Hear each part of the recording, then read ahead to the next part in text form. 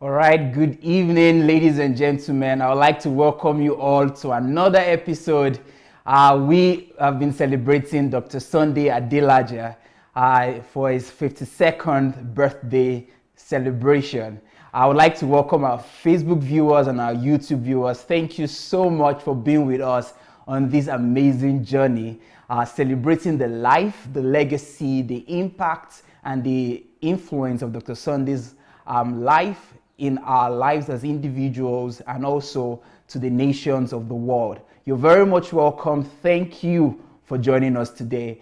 As you join us on Facebook and on YouTube, I'd like to encourage you to please kindly share this video on your timeline. If you're watching us on Facebook, you could also share this video to groups that you belong to, or you could suggest this video to your friends and your family members by sending it into their inboxes. And if you're watching us on YouTube, thank you for being with us today. You could share this video link on your social media platforms for us to have more people to join us as we celebrate Dr. Sunday. Well, it's been a wonderful journey thus far. If you're just joining us for the first time and you've missed out on the previous episodes, we've had diverse topics and dynamic speakers who have come to present on the multidimensional side of Dr. Sunday, different aspects, and we've been able to learn a lot from Dr. Sunday's life. He's been a model, and we can see examples from his own life. We can see some values, we can see principles that we can apply in our lives to live the life that God has destined for us to live. However, before I go into today's special episode, I have some books I would like to quickly talk about because this month of May we are having Dr. Sunday's birthday book promo. So till the end of May, Dr. Sunday will be giving out his book at a discounted rate. So anyone who is interested in getting these books, and I'm talking about not the e-copy, but having a hard copy of the books, you can write to dsasbooks@gmail.com to make your order. The first book I would like to start with is this classic, The Jesus You Never Knew. The Jesus You Never Knew. Well, this is one of the first set of books that Dr. Sunday wrote in English. You could see that the quantity is not as voluminous as his latest books, but anyone who reads this book, you definitely get a new revelation of Jesus, the Jesus you never knew. All right. The next one I would like to talk about is Those Who Are Christ.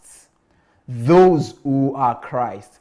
You know, if there is anything that you would learn from Dr. Sunday, it is that he would bring you to that realization of who you are in Christ.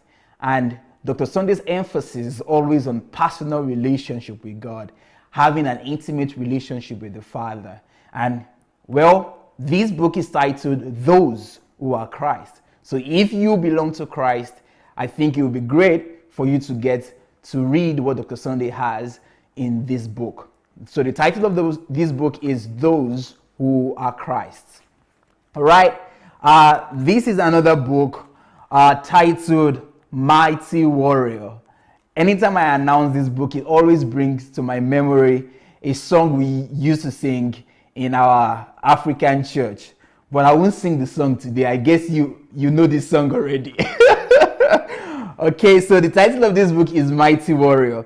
And right here is written, How to Become Mighty Through Prayer. How to Become Mighty Through Prayer. So that's the book, Mighty Warrior, How to Become Mighty Through Prayer. So I'll go to some of the recent books that Dr. Sunday has published. This one is the Elijah Challenge. Well, if you watched the video and you were blown away by that video, then I guess you want to get this book, because this book is more like a continuation of the fire in that video. So the title of this book is The Elijah Challenge. And anyone who reads this book, you will definitely be free from the bondage of fear and from the grasp of deception that is in the Nigerian church. So the title of the book is The Elijah Challenge. The Elijah Challenge. All right.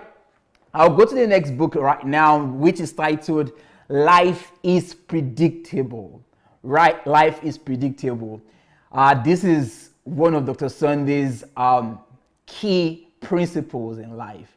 And if you want to understand the predictability of life, and why would Dr. Sunday say that life is predictable? Well, I thought no one knows what would happen tomorrow.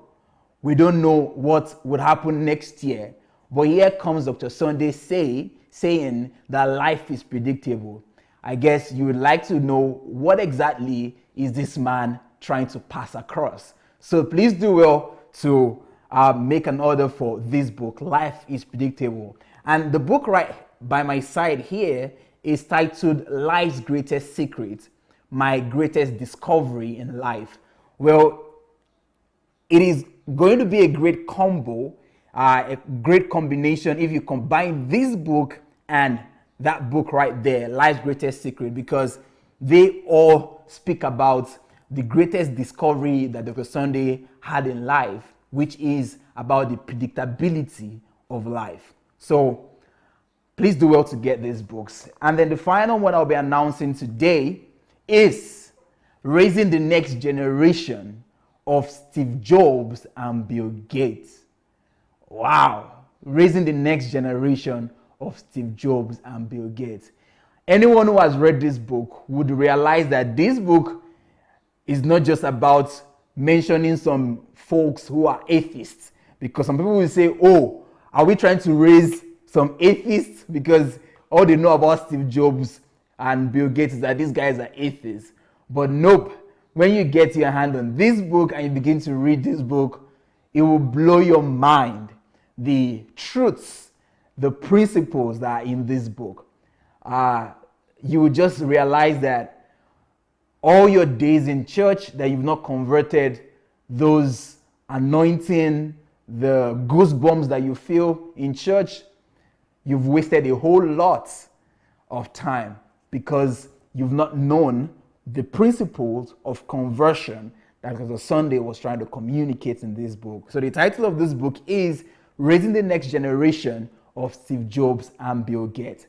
So these books and more you can get by writing to the office here at DSA'sbooks@gmail.com for you to be able to partake in this birthday promo. All right. And the next announcement I would like to make is that after today's presentation, would give the opportunity for our dearly esteemed viewers who would like to call in to contribute to today's discussion.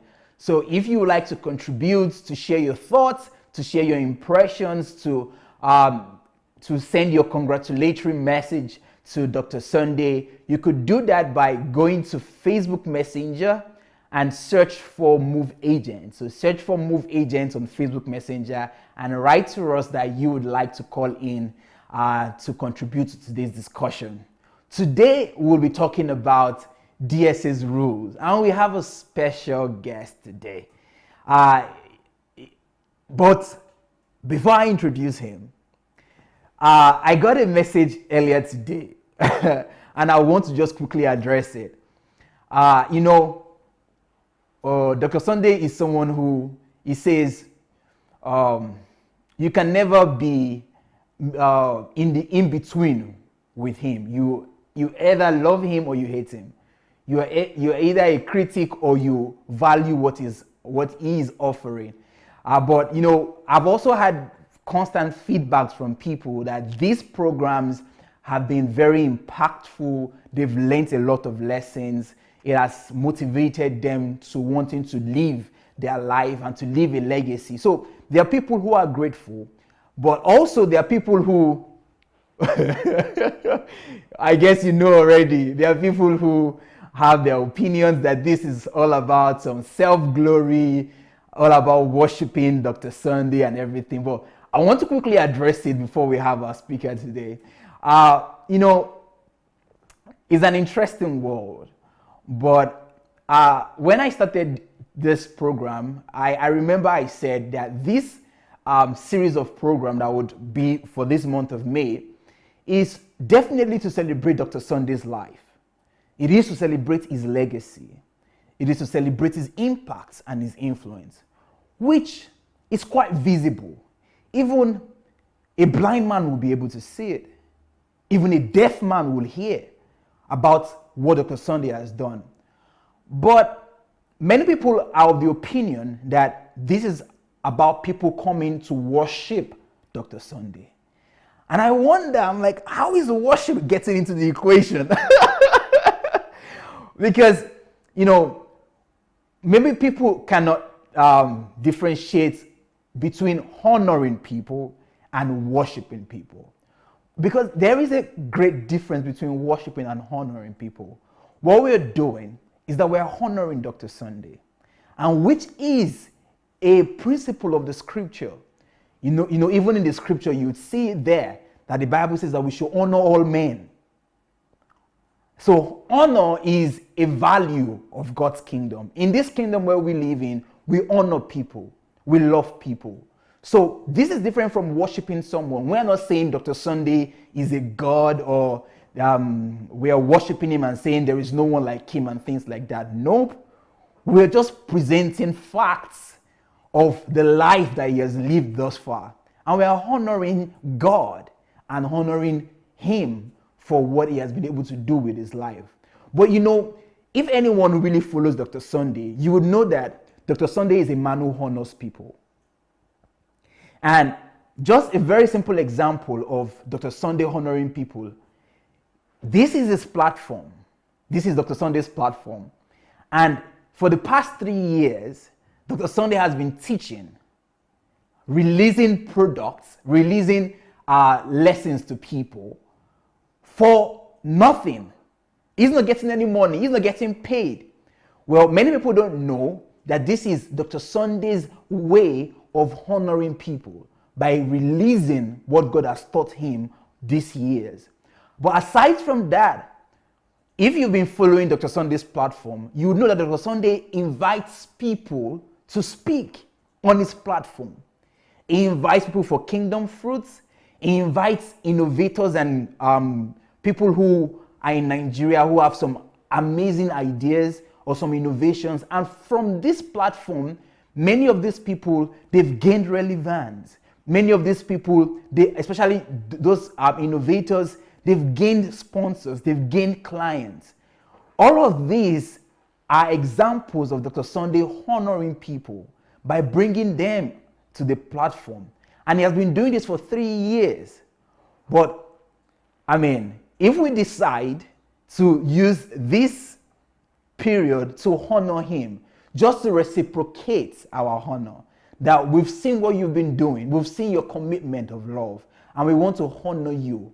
Well, I don't think that is a bad idea at all.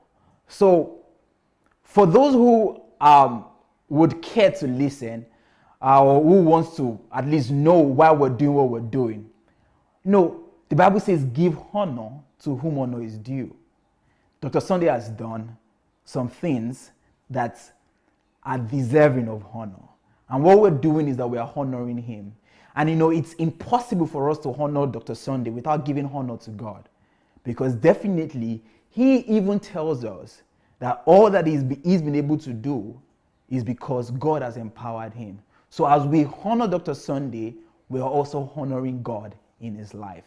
Well, I don't want to spend so much time talking about this, but I just thought it would be nice for me to share my thoughts. So people who are listening and anyone who cares to listen, while we're doing what we're doing, it is because we are honoring Dr. Sunday. We're not worshiping him, and we're celebrating his life and what he has done. But without further ado, I would like to make welcome all the way from Canada, Pastor Derek Schneider. Good evening to you, sir, from Kyiv, Ukraine. Thank you, Anu, and good afternoon to you from Canadian time. Amazing. We're so happy to have you with us today. Thank you. It's quite an honor. Wow. You know, you just said the word honor. And I'm sorry I took a part of your time just to give an explanation and to just give some sort of clarification to people who are watching online for them to have an understanding of what we're doing and why we're doing what we're doing. So I hope I'm forgiven. Well, you absolutely are forgiven, and I would like to comment even on that as well, if possible. Awesome. Please do. Please do. Yeah, with you have a dynamic there of a few things going on. Number one is you have the haters and the critics who are motivated by envy.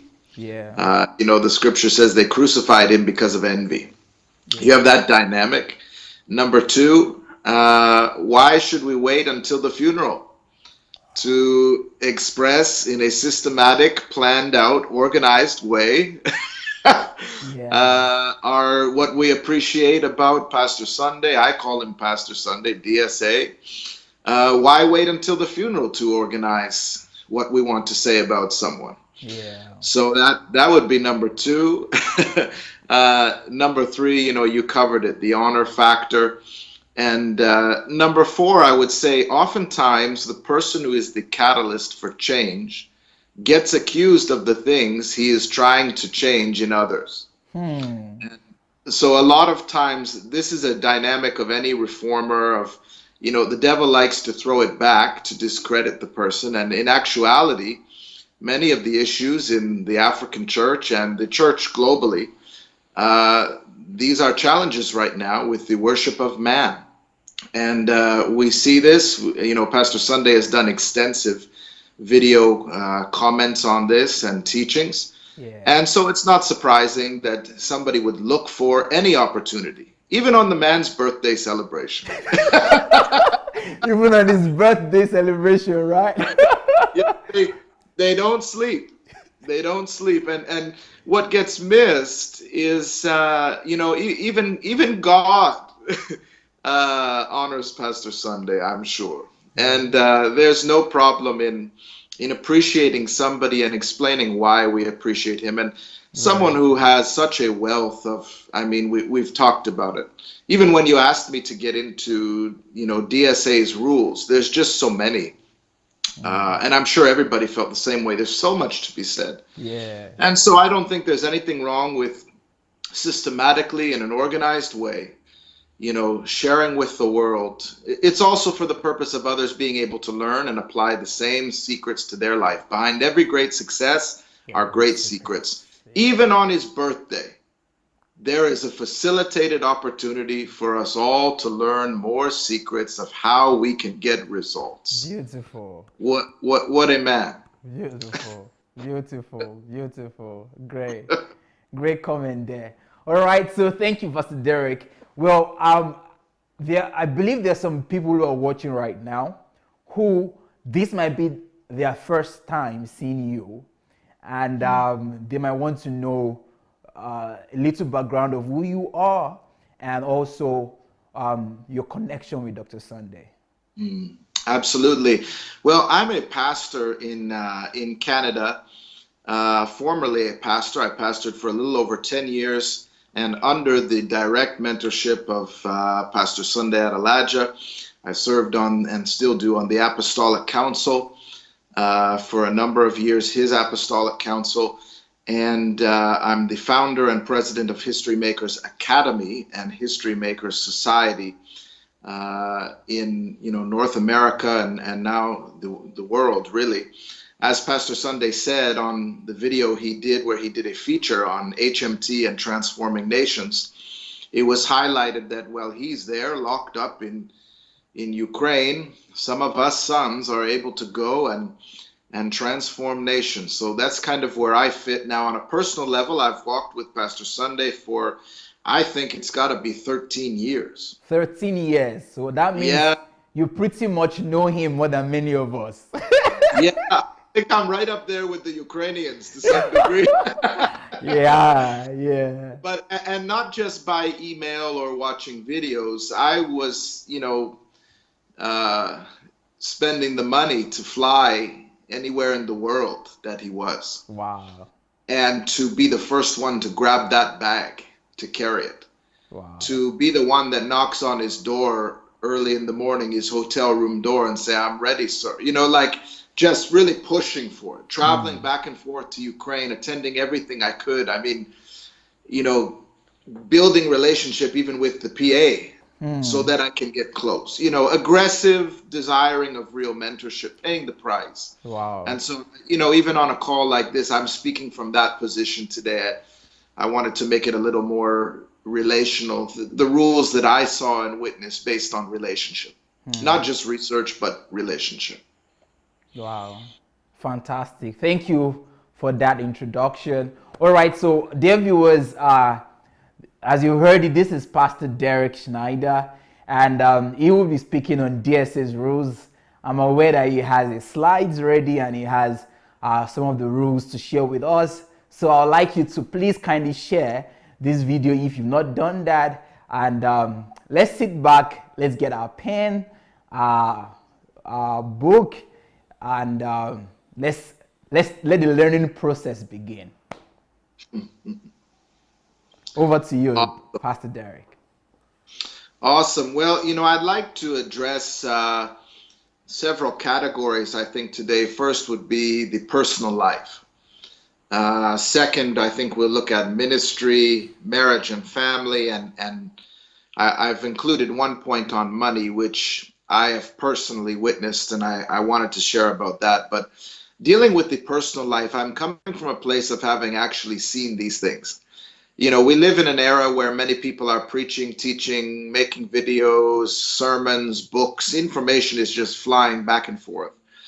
Uh, it's more rare when somebody practices what they preach and live it out and give us an opportunity to witness that. And one of the things, the first point I'd like to make related to personal, first rule, and he said this to me: never be moved by fear, anxiety, or even disappointment.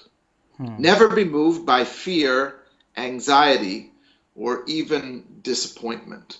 I find that to be profound because even if we're less fearful people, we are people that get disappointed, and I really saw this with him, that he actually lives by this. He Wow. makes something a rule for himself first and then teaches it to others. I remember walking through the house there, and little Pearl, she was younger than his daughter, and she jumped out from behind a corner to play a game with me, and I actually startled me. And I said out loud, and I deeply regret saying it. I said, "Oh, you scared me," you know.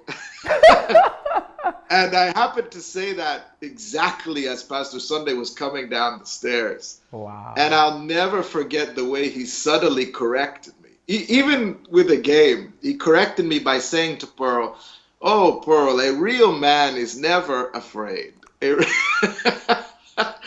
And I heard that loud and clear.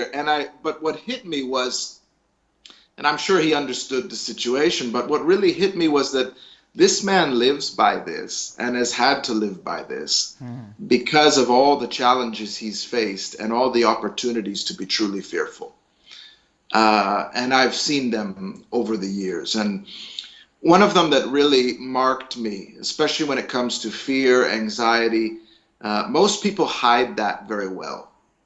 With Pastor Sunday, I've seen him literally confront the potential for fear and anxiety. There was a time years ago when two people had been invited to the police station, and they were thrown into prison with these false allegations and issues with King's Capital. Hmm. And somebody called the house and said, "Pastor Sunday has now been invited to the police station, and the process was you were arrested and thrown into prison without proper trial." And somebody actually called the house and said, "We've seen the papers have been signed for Pastor Sunday to be put into prison. I was there during this time. Wow. And when I heard that, I don't know about you, but I would be a bit of a mess. You would have tachycardia immediately. Your heart would be bam, bam, bam, bam. Yeah. Like, I know how most people would react, and his reaction shocked me. Wow. And I watched it play out because I was staying at the house. First of all, the whole house was thrown into a turmoil and fear. And Pastor Sunday spoke so abruptly and aggressively and said, I will not allow a spirit of fear into my home. And he told everybody to stop it, to calm down, and there was significant proof that this guy was going to prison in a couple days. And so I remember thinking, how does that matter? The guy's got nerves of steel, and he continued with his regular work schedule. Most people would be hitting the floor, or on the next flight out. And so on the day that this was to happen, I mean, the night before, the atmosphere in the house was just, people were mourning as if this was it. Leaders came to the house, and we were all in there eating watermelon, and this is like our last days with our pastor. And the next day, I remember I was the only one, apart from an interpreter and security, I was the only one permitted to go with him to the police station. And this is a true story. So I'm thinking about this, how this man has not crumbled yet. And by the way, he still held a special dinner for me and my wife at the time, and attended the dinner like life is usual, and yet he knows what could be coming. This is the real deal. This is the fortitude of this man. So the next day I'm waiting there by the car, and Pastor Sunday comes bounding down the stairs, and we're going to the police station. And as we're pulling out in the vehicle, everybody's behind the van crying and waving. And he says something to the driver who stopped the vehicle. The door whips open. Now, I'm not exaggerating. I'm telling it. This is a true story. Wow. He stands where the door is open. And with somebody interpreting for me, I'm hearing him. He preaches within 5 minutes one of the greatest messages I've ever heard on faith and fearlessness. He gives and it's filled with a massive rebuke for everybody to stop crying. And he says faith is a shield.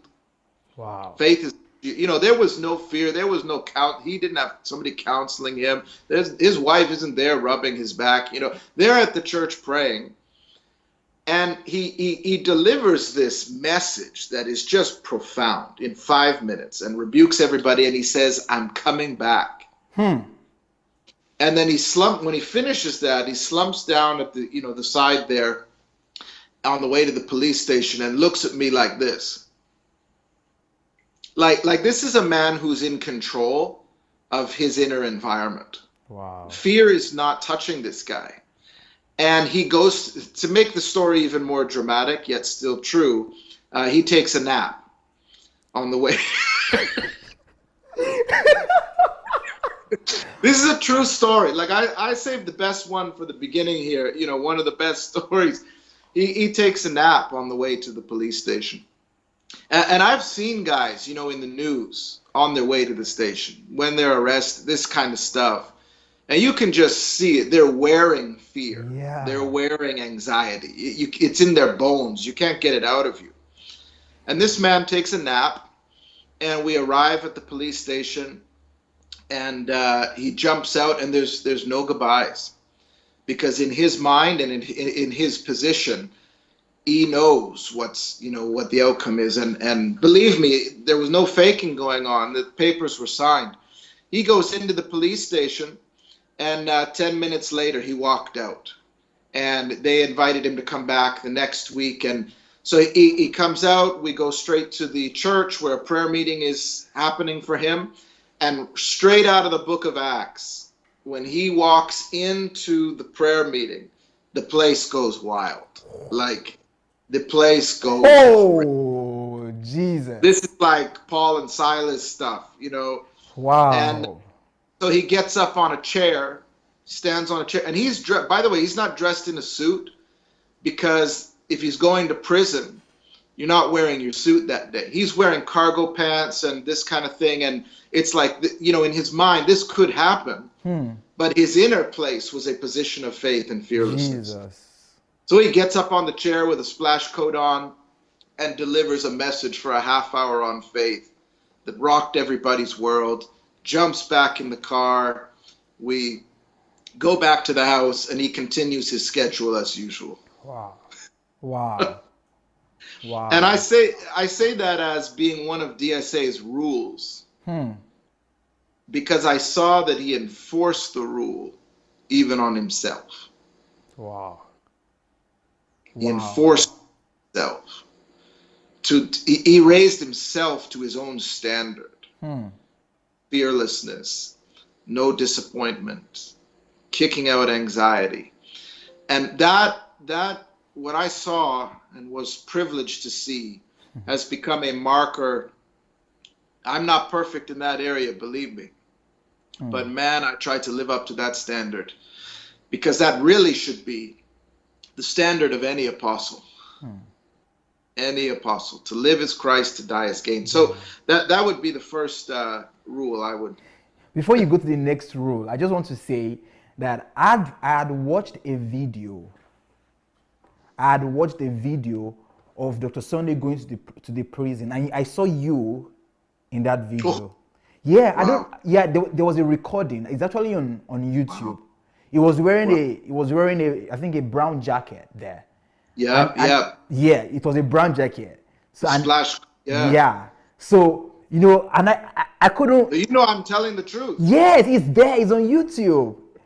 But you know, I watched the video, but I didn't know what was. You know, you just watch the video, you don't know what is happening in between the scenes and everything that is happening, and all of the graphic. Just as you painted a very graphic image of what was happening during that time, the video is right there on YouTube actually. So I wouldn't even think that all of this was happening, and Dr. Sunday still had the guts to do a video recording of all of this. Well, and the fear of the people at the house was like tangible. Like there were, and I really believe there was a demonic element too that was trying to get in, and one man, Sunday Adelaja, stood against it. Wow. And you know, and then I remember that video. I think we did a video outside of the police station, but I think that was later. That was later. I think so. I think so. But what was interesting was it was like Daniel in the lion's den. Ludmilla said it so well. She said it's like Daniel in the lion's den petting the lions and filming it. You know, here I am, everything's fine. Let's get this on video. You know, in all of that, where most people, just speaking straight with you, most ministers would have gone home as quickly as possible, not gone into the office, take their wife on a holiday, you know, out, burn out, you know, all of that. And this man continued with his regular schedule, and even greeted my wife on the way into the house and said, "Thank you for praying for me, I'm free." You know, this kind of thing. It's just superhero stuff, man. Wow. Yeah. Wow. Yeah. Fantastic. Wow. Shall we do another rule? Sure, please go ahead. I'm just through right now. Please continue. The next rule. No. The second one that I know he lives by is to build your life on principles and break them for no one. Build your life on principles and break them for no one. My personal discovery of this, I know he teaches this. This is something he teaches, and he teaches his principles. He gives them away for free, all of that. But I personally witnessed this when I flew to UK to travel with him. And when I was in London with him, I believe it was London, one night I was in the hotel room, his hotel suite, and there were a number of leaders there and significant people. And they were all sitting there ready to have time with him. And it was late because he had been preaching. And I think around 10 o'clock, 11 o'clock, Pastor Bose called the hotel room. Or he called her, or one or the other. And I'll never forget, he made us all wait as he talked with his wife. Wow. Now you have to understand, coming from a North American context, and the man of God, and your wife comes last on the list. Pastor Bose calls, and I'm listening to him talking to her, and he's having casual husband conversation, asking about the kids. I remember he said to her, no, go to the event, but give a presence, walk through the church. He's instructing her in how to do things. And as time went on, one by one, these leaders that were there, these important guys, got up and were leaving, because everybody realized this guy's on the phone with his wife. And it hit me as I stayed. I was the last one to stay. Like, I was there while he was having soup after. I said I realized this was wife time. This was a principle. There was a law at work here that he was obeying, rather than being pulled by the presence of important people. And that rocked my world. And if you know him and his routines, you find out that when it's wife time, it's wife time. And, he schedules his life in such a way to give 100% to what the season calls for. Yeah. So in that moment, so the next morning when I came to get him from the room, I said, Pastor, I think I figured out your secret. I said, you build your life. This is years ago, before he's giving away all this stuff, I said, you build your life on principles, not emotions, feelings, or people. You build your life on, and he laughed and laughed and laughed. I said, I saw what happened last night. And he quoted that scripture, God exalts his word even above his name. He exalts his principles above his name. God lives by laws and principles and rules. And that, I think, is one of the most notable things I've come to see about Pastor Sunday. So I never forgot that. One by one, these guys getting up and leaving because it's wife time. Wife time.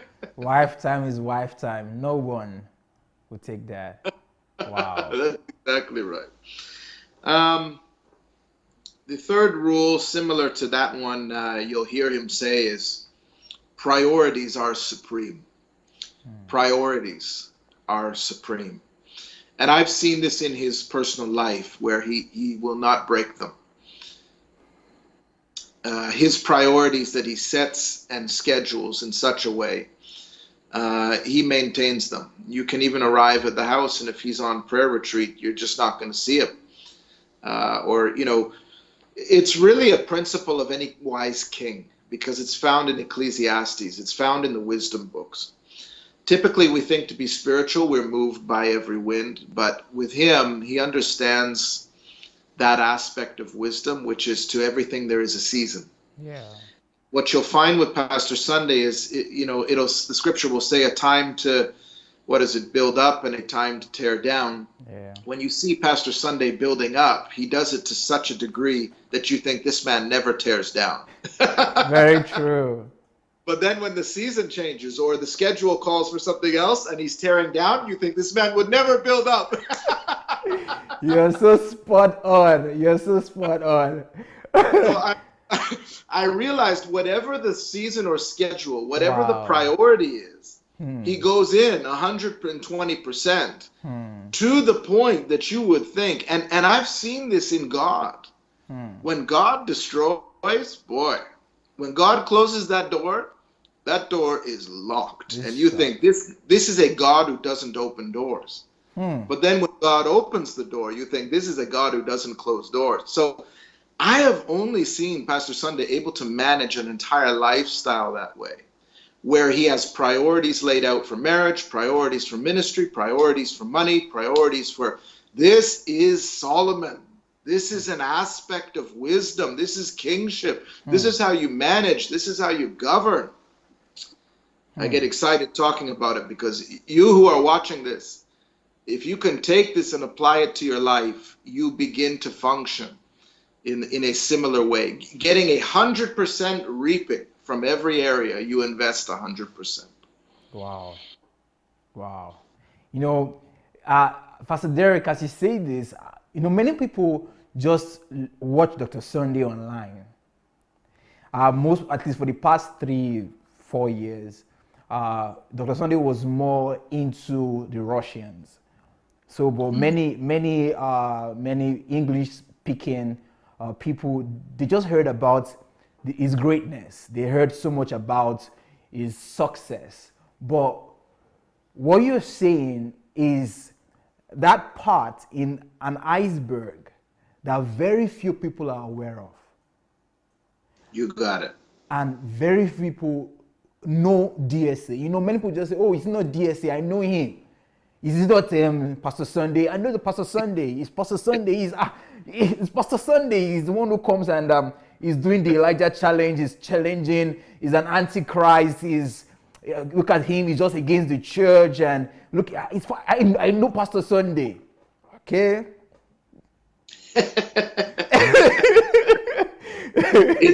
It's why the Bible warns against judging the person. Yeah.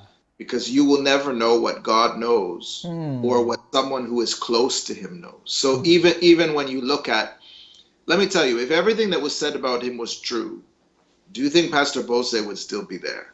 Definitely. Really? You know, like you see his family intact. You see, you know, this is from years of investment, living by his standards, living by his principles. You know, the people closest to him who really know him are still here because of they know the iceberg. That's the reality. And so a lot of people have come and gone from that house and that place. And I'm not talking about Ukrainian leaders. I'm talking about visitors, foreigners. And you think, it's just like when you hear a great sermon, you think you got the message, but you were only inspired.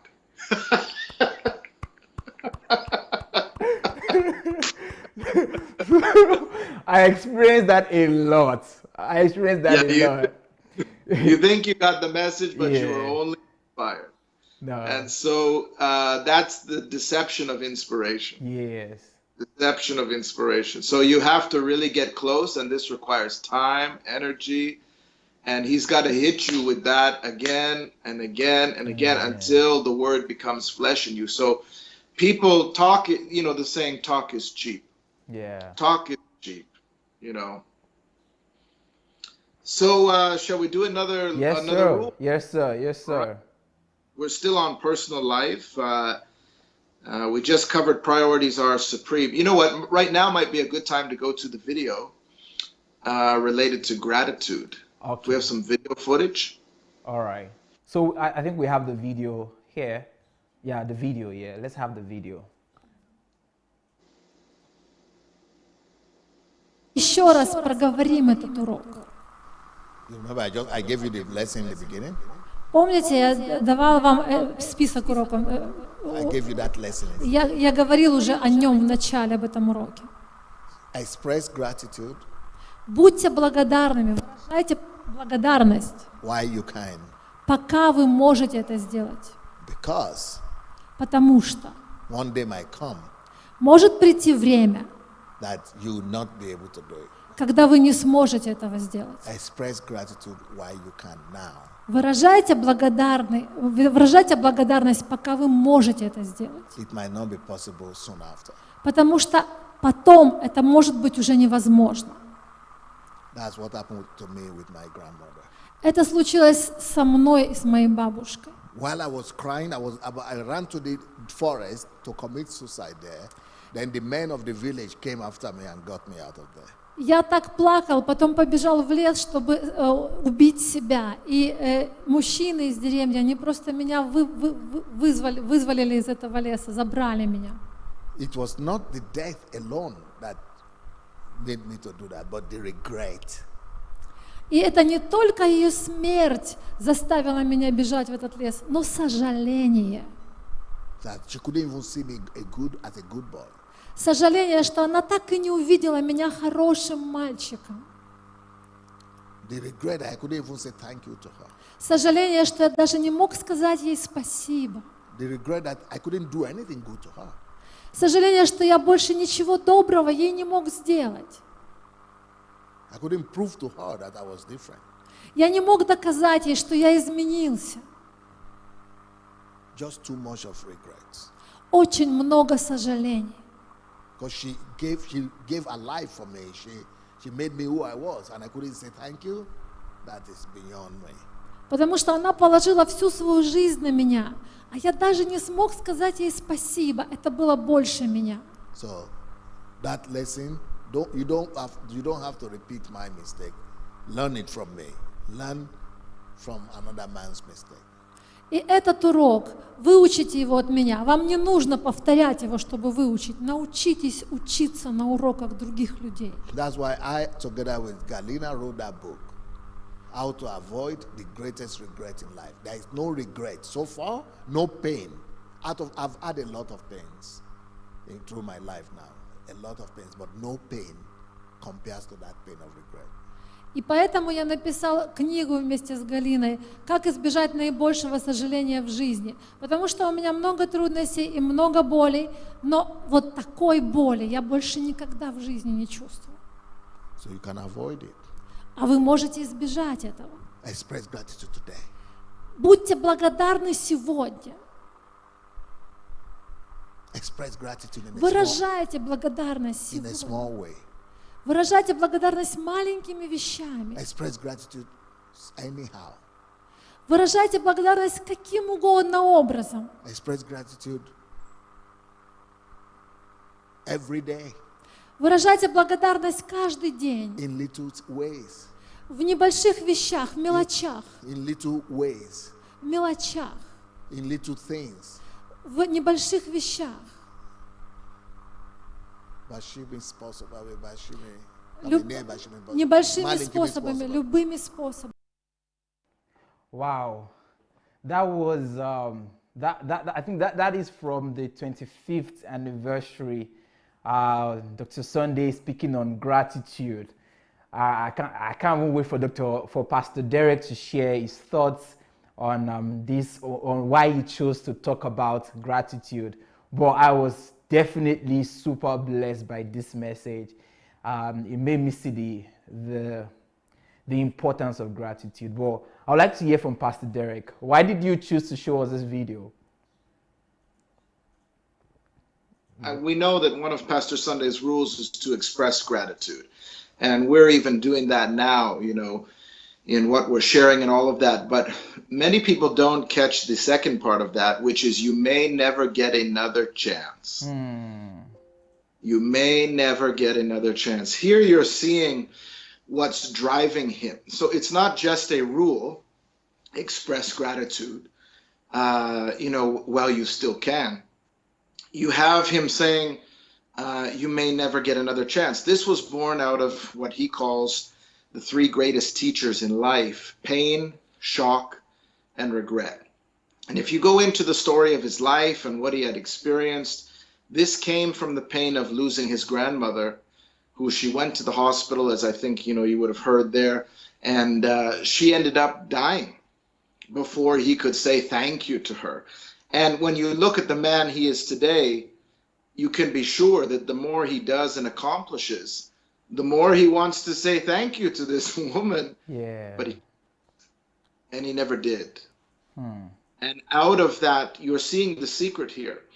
Out of that pain, the shock, and the regret, he is advising us, yes, be grateful. We know where to be grateful. We know where to express gratitude, but we don't know why. We just do it out of maybe just honor. But he's saying, you may never get another chance. That's not just good advice. That's a rule he lives by that was born out of deep, deep regret that maybe he lives with daily. And so, that's a real rule with a real example right there that I think was important. Wow. Fantastic. Express gratitude while you can. You may never get another chance. Wow. And just like what you started with, speaking about people who are critics, who are saying, why are we doing what we're doing? And you said, come on, it's better we do it before it's funeral. Before the funeral. Yeah. So while we have the opportunity to be grateful, why not take that opportunity? Because you might never have another chance to do that. Profound. Absolutely. What a gift you can give to somebody. to be able to really say, hey, we recognize what you live by. We recognize these things about you, and we want to live that way too. There's no better birthday gift you can give Pastor Sunday than transformational results. True, true, true, true, true, true. So, well, let's get into another rule. We've covered gratitude. The next rule would be the best at everything you do. That one, it is, if there's any rule that is challenging, that one is a quite challenging rule right there. Let me tell you, I would hate to be the other boxer boxing against. Pastor Sunday plays the long game, believe me. Whether you're the government or whether you're trying to do YouTube videos, come on. I think Pastor Sunday has more video teachings than the founder of Scientology, the original guy. That they have they have people working night and day on putting his words, his videos and his words into some kind of tablets that will last for 1,000 years or something. Pastor Sunday actually has released more. And in just a few years? Yeah. It's unbelievable. So you're not going to out YouTube him. You're not going to out Twitter him. You're not going to out Revelation. The man, it really puts everything into what he does. And the mistake people make is they often think this is just a grace or God. It's just God that's doing it. When we don't understand how, or when we're deeply insecure about our own lack of work ethic, we just blame God. God obviously has anointing. But what people don't see is he opened up his iPad and showed me his files where he has what could be, I don't remember the number, but there's at least just hundreds of messages, sermons. And he's walked me through some and showed me how he sets it all up. And so when he gets up and says, yeah, I have hundreds of this or 1,000 of this, I've seen this. He has them laid out. And this is somebody who doesn't just prepare messages. He has to prepare 500 messages. If you're going to do YouTube, he prepares 1,000 YouTube videos. If you're going to fight with him, Pastor Sunday is highly competitive. And I want to explain what I mean by competitive. So when he says be the best at everything you do, he's not just talking about be excellent. Because everybody's standard of excellence is different. It's relative. Yeah. For him, he's talking about literally aim for the number one spot. Aim for the number one. That's different than be excellent. Yeah. He's saying go for the number one position. Don't go for silver, go for gold. And that's the standard he sets for himself. So that's why you generally find with him, whatever he sets his mind to, I doubt you'll see him as a close second in anything. In anything. It's just his nature. I think it comes from childhood, as an athlete, I just think it's just part of him. He must compete, but compete not in the sense of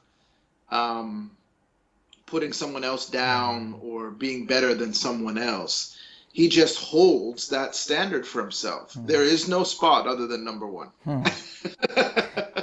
I tell you, that was so true. Today we went for our for the daily exercise, and we had a brisk walk. And what you're saying was one of the things we discussed about today.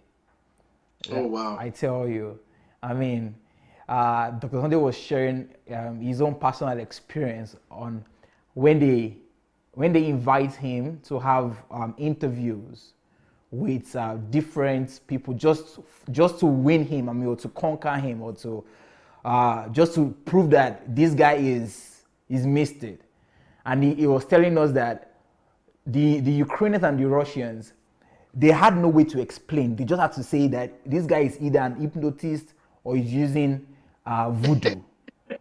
Because when he speaks, he floors every other speaker. It's the supernatural power of work ethic. I tell you, he said, he went further and said they had to bring in someone from Russia who was the best to come and have a combative interview with him. He said at the end of the day, you know what happened? The people who invited that guy from Russia and the guy working from Russia, they had to start fighting with him. They were telling him that, but we brought you here so that you can floor him. How did you allow this Sunday Adelaja, this black man, to floor you in this interview? Yeah. No, Yeah. Dr. Sunday. In fact, yeah. fighting with him, they don't realize that fighting with him brings the best out of him. You are asking for trouble.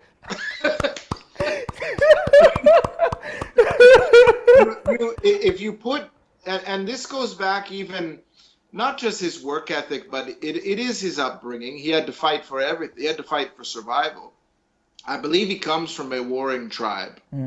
Yes. So when you go to compete, you're awakening him in his natural habitat.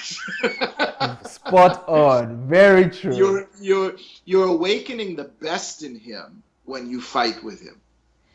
And also, people don't realize how he thinks, his critical thinking and his strategic thinking. So here's an example.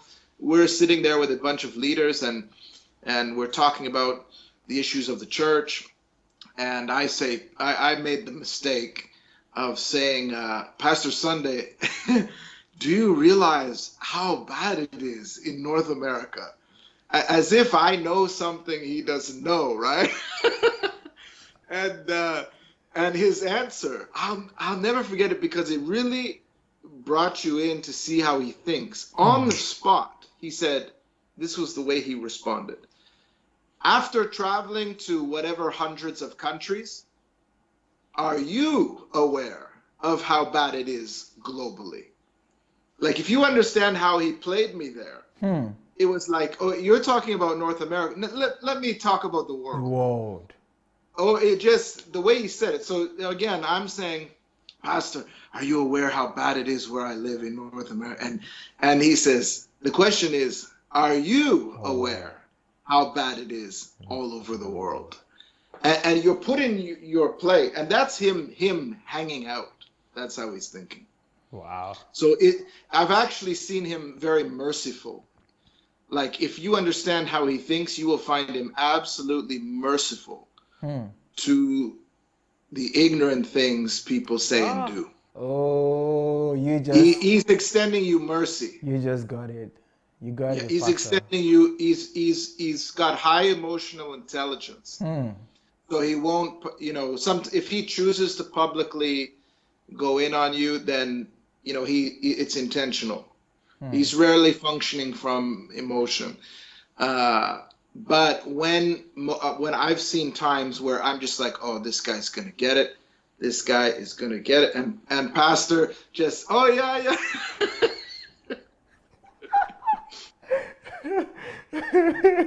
All of these things you're saying, you have to be close to Pastor Sunday to see this, and I agree with you. Sometimes I'll be like, no, yes, this person just got himself to that point where you're going to get it hard from Dr. Sunday. And to my surprise, Dr. Sunday will just pass by like nothing happened. I'm like, I noticed that. Yeah, because he's weighing things out. He weighs things out strategically in milliseconds. So he's thinking of maybe time. He's thinking of, oh, I know this guy doesn't usually apply what I say, so I'm not going to waste my words. He's thinking all of that in a second. And his emotions are under control generally. So he's not, everything's highly strategic in his execution. If he does correct you publicly, and he understands how Canadians are wired. So even in the way he's corrected me, like, he does things in such a way, he knows what I can handle and what I can't. Like, when I was younger, I said, Pastor, I want you to correct me, to really, I'm your son. And he looked at me and said, no, you don't. And I said, no, Pastor, I want you to correct me. And he kept, no, you don't. So usually when he's not addressing you that way, he's having mercy on your ignorance because he knows it's like, and again, I want to be careful not to give the critics any Something, ammunition, yeah, something to but talk about. uh, it, it's like where the scripture says that God is mindful that we are but dust. So God relates to us on our level. Yeah, well, true. And True. anybody who's so developed, not just intellectually and accomplished and achieving, but emotional intelligence, he knows how to relate to you on your level, and that's the nature of Jesus. Beautiful. Wow. Great. You know, Pastor Derek, you're bringing a whole lot of hidden aspects of Dr. Sunday that many people don't know. Great. Well, that was my strategy today. Yeah, to Amazing. bring something from people will remember these stories and it'll stay with them. Amazing. Amazing. All right, shall we continue? Oh, yes, sir. Let me know when we're out of time. Another one for personal, last one for personal life. The rule of working on yourself in a prison of self-development. Wow. Working on yourself through a prison of self-development. What he means by a prison of self-development is your schedule and lifestyle, making it impossible for you to have too much comfort. What time do you wake up? What time do you do this? If you look at how the prison system works, many people who would never on the street get a law degree end up getting a law degree while in prison. Why? It's because of the routine, regimented nature of it that's bringing the best out of some of them. So Pastor Sunday understands this principle, so his life is highly scheduled. Yeah. Generally, now he may have changed this since him and I talked about it, but generally, you know, he'll tithe. He'll give a tenth of his time to God, so 2.5 hours out of 24 hours a day. He has a wake-up time. He sleeps as best as he can. He's been trying to increase his sleep from 4 hours to more. And he has a time to do this, a time to do that, and the whole day is set up like a prison so that he's always developing, he's always growing, even if he doesn't feel like it. That's the secret there. Most people do what they feel like doing. Pastor Sunday can do what he doesn't feel like doing. Most people can do what they feel like doing. Pastor Sunday, the schedule and the prison, no matter what he feels like, puts a demand on him to continue to grow, puts a demand on him to have dinner with the family, puts a demand on him to pray, puts a demand on him to read. Everything he sets up is based on principle and schedule and law, so that no matter what situation he's in, he's always growing. His growth capacity, and this is through crisis. The guy is growing. Like he's grown. Every time you meet with him and visit with him, it's like the man has grown to another, and you think you're right in the middle of life crisis on all sides, and his growth curve doesn't stop. When we have a bad day, we don't pick up that book. You know, a lot of us, we're eating Chinese food, watching TV, you know, this kind of thing, and he is regimented. Wow. Wow. Before you go to your next slide, as you're speaking, I remember one of his quotes that when I heard it, it really it shifted something in me. And he says that success would always demand from you more than you're willing to give. That is so good. So good. And that again is where he lives up to his own standard. His competitive nature is, okay, success is fighting with me now. I'm going to rise to what success is demanding from me. This is the mindset of like all-star athletes. This is the mindset of the elite you're seeing, and he gives it away so freely. Like his prayer retreats are another good example of that. I think his prayer retreats that he did for years, a full week per month. I mean, it's unthinkable. And I remember when I said to him, Pastor, you know, I'm not at the week level, but but I'll do 3 days a month. And he said, Derek, if you do 3 days a month, you're doing more than 99% of pastors are doing. And now I'm teaching this to pastors to do the same, and they're getting breakthroughs. But his prayer retreats, again, is a prison. And That's I like remember he calls it, I think that you're saying is solitude, right? solitude. Yeah. Yeah. Yeah. It's interesting that he even uses that word, because when we think of solitary confinement, is a prison term. Yeah. And so when I first incorporated this and would go away for 3 days, and there's nothing but a chair, a bed, and a bathroom, and you're just like, oh, no social media, no eating, feels like a prison. But you get in touch with God. Your life changes. You begin to see yourself above. You're looking down on your problems. You know you have the wisdom of what to arrange and what to do. Massive secret. I can't imagine a minister. I can't imagine a human being in ministry that wouldn't have times of solitude, scheduled times of solitude. You are not qualified for ministry if you don't have times of solitude. Pastor Sunday got it right. He got it right. And for many reasons. Like, I could do a whole episode on the secrets of that solitude. Yeah. There's just too much to say about that, because I've lived it for the last 5 years. That was probably one of the greatest things he ever told me to do, and he lives by it. I've arrived there in Ukraine, like flew all the way there and had to wait days to see him because he's in solitude. That's how it is. Because he's not breaking his principle for you. But he also understands the power of momentum. So if he breaks, when we cut corners and break things and aren't consistent, we don't get to take advantage of the power of momentum towards great breakthroughs. Yeah.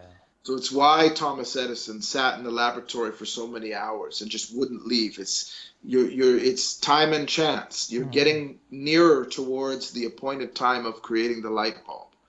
Pastor Sunday understands this, so he'll be consistent. He'll go again. He'll do it again. One video in the morning, one video at night. One video in the morning, and you watch this accumulating wave of even controversy, and he continues. And why? So that at the end of the day, he's standing on top of that mountain of dung, and everybody's heard the message. And you find out the man was right. Amazing. Amazing. Before you move to your next slide, I would just like to say some words to our viewers, at least so they get to know. Well, this is DSA'S Rose and Woven, listening to Pastor Derek SCHNEIDER from Canada. I would like to encourage those who just joined in. If you've not shared this video, please kindly share. Share it on your timeline, share it to groups that you belong to. You could also share it to your friends and your family members. He's just spoken about the personal rules of Dr. Sunday, and he has 3 more. So I believe that there are many things that he's sharing with us from the story and from the life of Dr. Sunday that we can use in our lives. So I would like you to please kindly share, invite your friends. And like I said before, we'll be having callers after Pastor Derek is done with his presentation. So if you would like to call to contribute, to share your thoughts, your impressions, you could go to Facebook Messenger from now. You can begin to register your intent to call in when the time comes, and we would call you. All right. So we'll go back to Pastor Derek to continue his presentation. Excellent. Well, let's jump into some ministry rules that I wrote down under the category of ministry. Number 1, never pass by anyone. Never pass by anyone. And anybody who knows Pastor Sunday knows that that's a rule of his life. I've seen him live it out, and his belief in that is because he knows it's coming from empathy. So anybody who says Pastor Sunday is not empathetic and accuses him of narcissism or accuses him of this stuff, they don't understand. They've never seen the empathy that flows from him towards others. It's a reality. And that's the tough part about knowing him from a distance is you see the stage, you see the videos, but you weren't with me walking around the property as he stops by the garbage collector, he stops by the, and greets them, touches them, encourages them. And it's just natural for him. I got to go with him to another meeting in another part of Ukraine where there were some really big name speakers there. T.D. Jakes was there, I think, Pastor Paula White. And Pastor Sunday's trying to walk through the building and people are grabbing him. They want him to touch them, you can't walk a few feet without him stopping, taking their hands. Like, this is somebody who doesn't seem to be getting tired of people. And so when he says never pass by anyone, I have seen this to be so everywhere he goes. And it's not just relational capacity. It's the nature of Jesus that he has formed within himself through solitude. Wow. Never pass by anyone. And that comes from, his upbringing of being on the street, as he says, almost, like people passed by him. And if you've ever been homeless, there's no kind of isolation like homelessness or rejection. True. And so when people pass by you, it's stirring this in you. He seems to understand that somehow. So even as he's been elevated by life, ministry, and God, he has remained accessible. Even when you show up at his house, you're not passing by him. He's not passing by you. Yeah.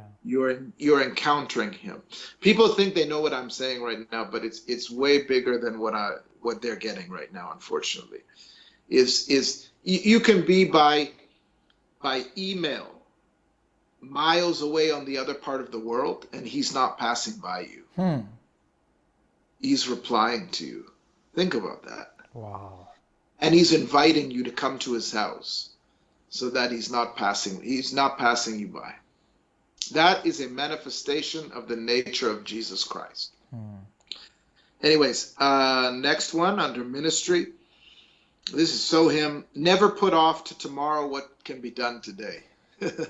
That's a life principle, a life rule, but I've watched him squeeze more into a day. I've heard him say, well, why don't you do it now? Yeah. Or what you could do on the plane. I say, when I get home, I'm going to, and he'll say, how about you could begin on the plane? He's looking because he knows tomorrow has more tasks. True. He sent a congratulatory message to me at the highest point of a fever he had, because I had to fit it into his day. This is just the way he operates. He lives by this.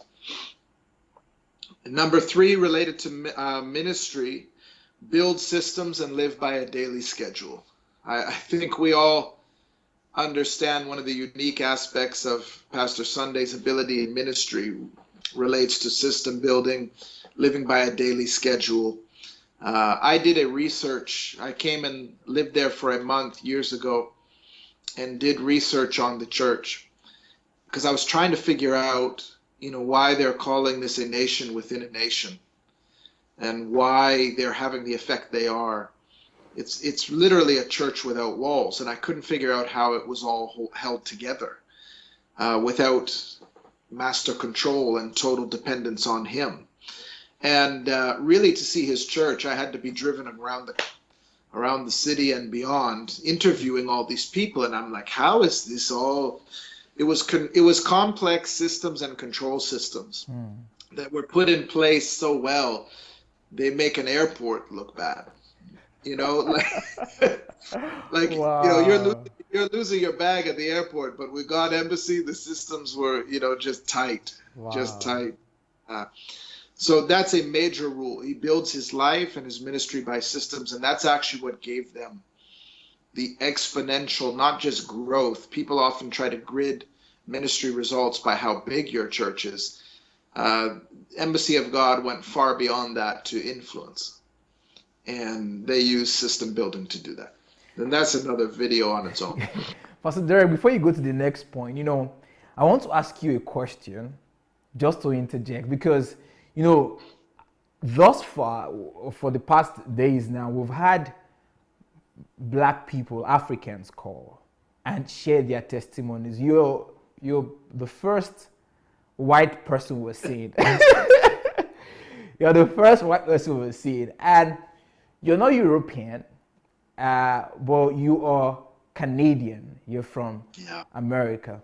But you know, there's a stereotype that many whites have, Europeans, Americans, and the stereotype that they have, the stereotypical thinking that they have is they are some sort superior to blacks.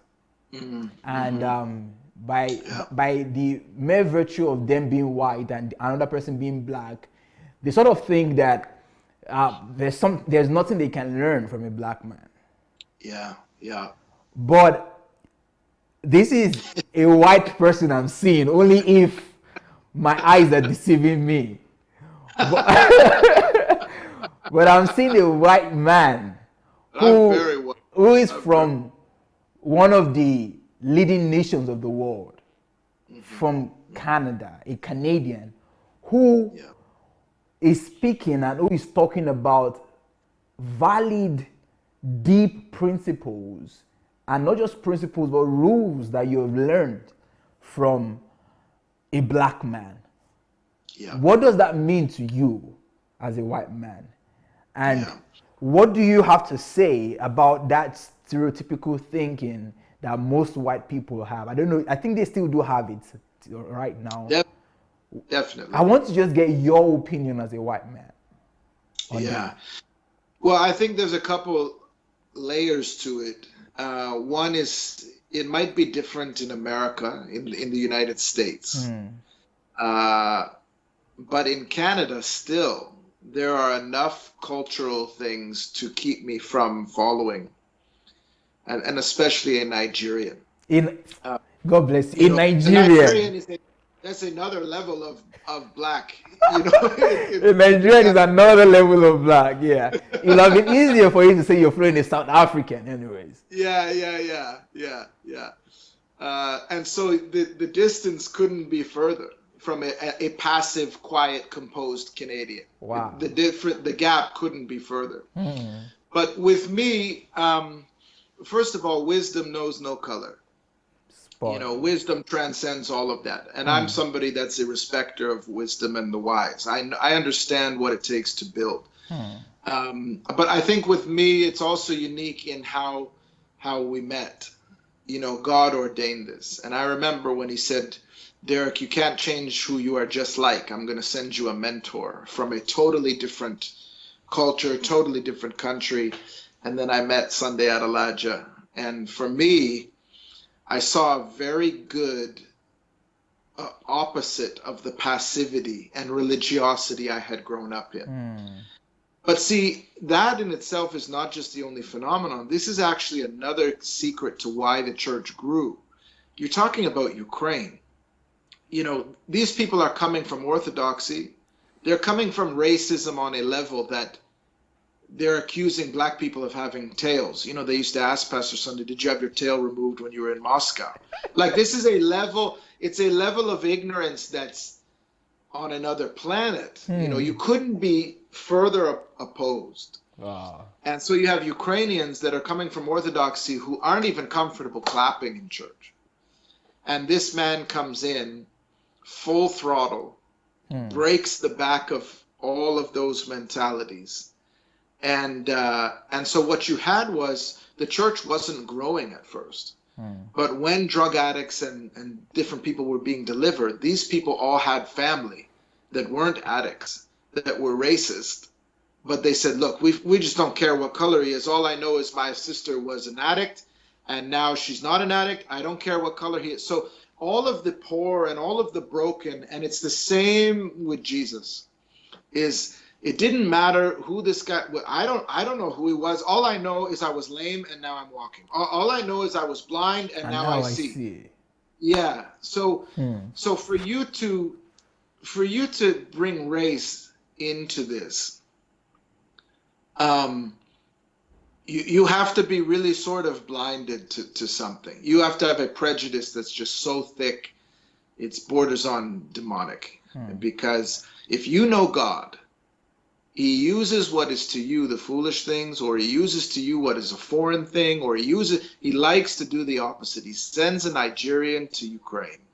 He sends so-and-so he likes to do it that way. Beautiful. And this is why Pastor Sunday's greatest challenge is ahead of him, which is going to his own people. And biblical history shows your own receive you not. That's right. But he's going there as an instrument of judgment. He's a catalyst. Wow. Thank you for answering my question, sir. Yeah. Great. You could. All right. Yeah, So you can go to the next point. another one would be related to ministry. He says, all attacks must become the reason to do more. All attacks must become the reason to do more. That's twofold for him. One is the competitive nature again. If you attack him, he's not only going to love you in return, he's going to make you better than you were before you attacked him.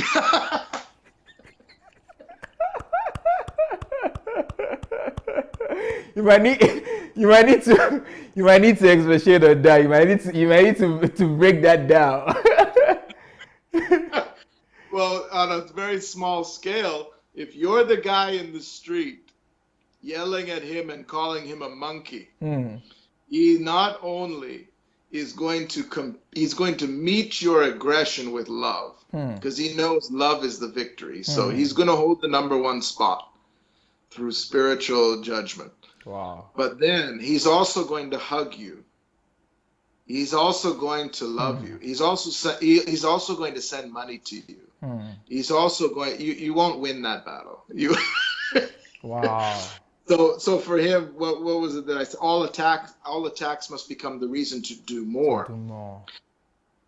African church, you've got to understand, when you attack him, you are fueling the reformer. You are just giving him more energy. You are giving him more motivation. You are giving him greater platform. You know what I'm saying? I get it. You are only fueling his mission. You are confirming the reason for which he was sent. Oh. Wow. Because it has always placed people in a state of bewilderment. They're always bewildered because they would expect Sunday Adelaja today to be drowned. With all of the things that has gone, the scandals, the fights, getting a persona non grata from Russia, one would expect this man to just be done, like he would just be grounded. But it's like with every attack, with every challenge, with every persecution, with every attack he gets, it just takes him to a whole new level. And then more attack, a greater level. Yeah. Because for him, not only does it cause him to, not only does it affirm his mission, it affirms the things which he's trying to change. It gives him a reason. It gives him a fuel to wake up that day. And also, it almost gives him joy in the midst of the battle. Like I have seen times where you just absolutely think it's enough, and the man is laughing, smiling, and you start to be like, oh, okay, well, why am I so stressed out that I'm carrying this stress for you, and you're fine, So he not only rises to the occasion, he multiplies it to bring about a victory. He turns the negative into a positive, like eating breakfast. And I'm not holding back on my words with this, because some people think that, maybe I'm blinded to something, or I'm just far away in Canada and don't know what's going on. So I'm speaking from a real place of experience. Wow. Each of these we could do an hour on. Yeah. Yeah. Another one under ministry, vision and purpose must be above comfort or fun. Vision and purpose must be above comfort or fun. Now, where did I get that rule from? He allowed me to sit in his last moments with Perez, his oldest son, before sending Perez to university, to school. And Pastor Sunday instructed him with rules, profound rules. One of them was that vision and purpose should be above comfort and fun. And it was ideal to say that to your son who you're sending off to. Most parents, when they send their kids to university, you know, there's all kinds of stuff that goes on. But he really built into Perez rules to live by. Rules to live by. And I've stayed at the home where Perez was staying in UK. And I've seen Perez's study habits and work. And that's no ordinary boy. None of them are ordinary because of the rules that Pastor Sunday has laid out for them that are wisdom. Wow. Another one under ministry, but also personal. It's not about how little you sleep, but how productive you are during the day. It's not about how little you sleep, but how productive you are during the day. Now, this a lot of people don't know, that Pastor Sunday used to place more emphasis on sleeplessness for a number of years. In fact, it was so much to the point, my first trip when he came to Canada, it was like his second time coming to Canada or first time. He was in Saskatchewan, and we were all in the hotel suite, and there were a bunch of Nigerian people there, and then this white young guy sitting there. It was going on like 4 a.m. And we had meetings the next day, like all day. And it was going on so late. And I'm sitting there and I'm going like this. I cannot stay awake. I cannot keep my head up any longer. And finally, the lady next to me leaned over and she said, you know, it's okay. You can go to your room and go to sleep. And when I got up, this is a true story. When I got up, Pastor Sunday didn't even look up from whatever he was doing. And all he said was, you couldn't make it. Wow. You couldn't. Wow. I felt so bad for going to bed. And I've seen his lifestyle that way of sleeplessness. And I'm talking real sleeplessness. I can tell stories of him flying in from somewhere, teaching all day. The next morning, I'm invited to his room and the bed hasn't been slept in. Stuff like that.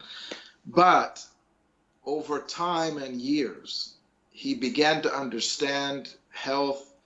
You know, the doctor was advising him on, you know, more sleep. So he was trying to sleep more than 4 hours. But he had been so used to that lifestyle. So I understood he had a new philosophy when he said, you know, sleep as much as you can. It's not about how little you sleep. It's about how productive you are during the day. And a lot of today's top CEOs, business people, only now have an understanding of that. Amazing.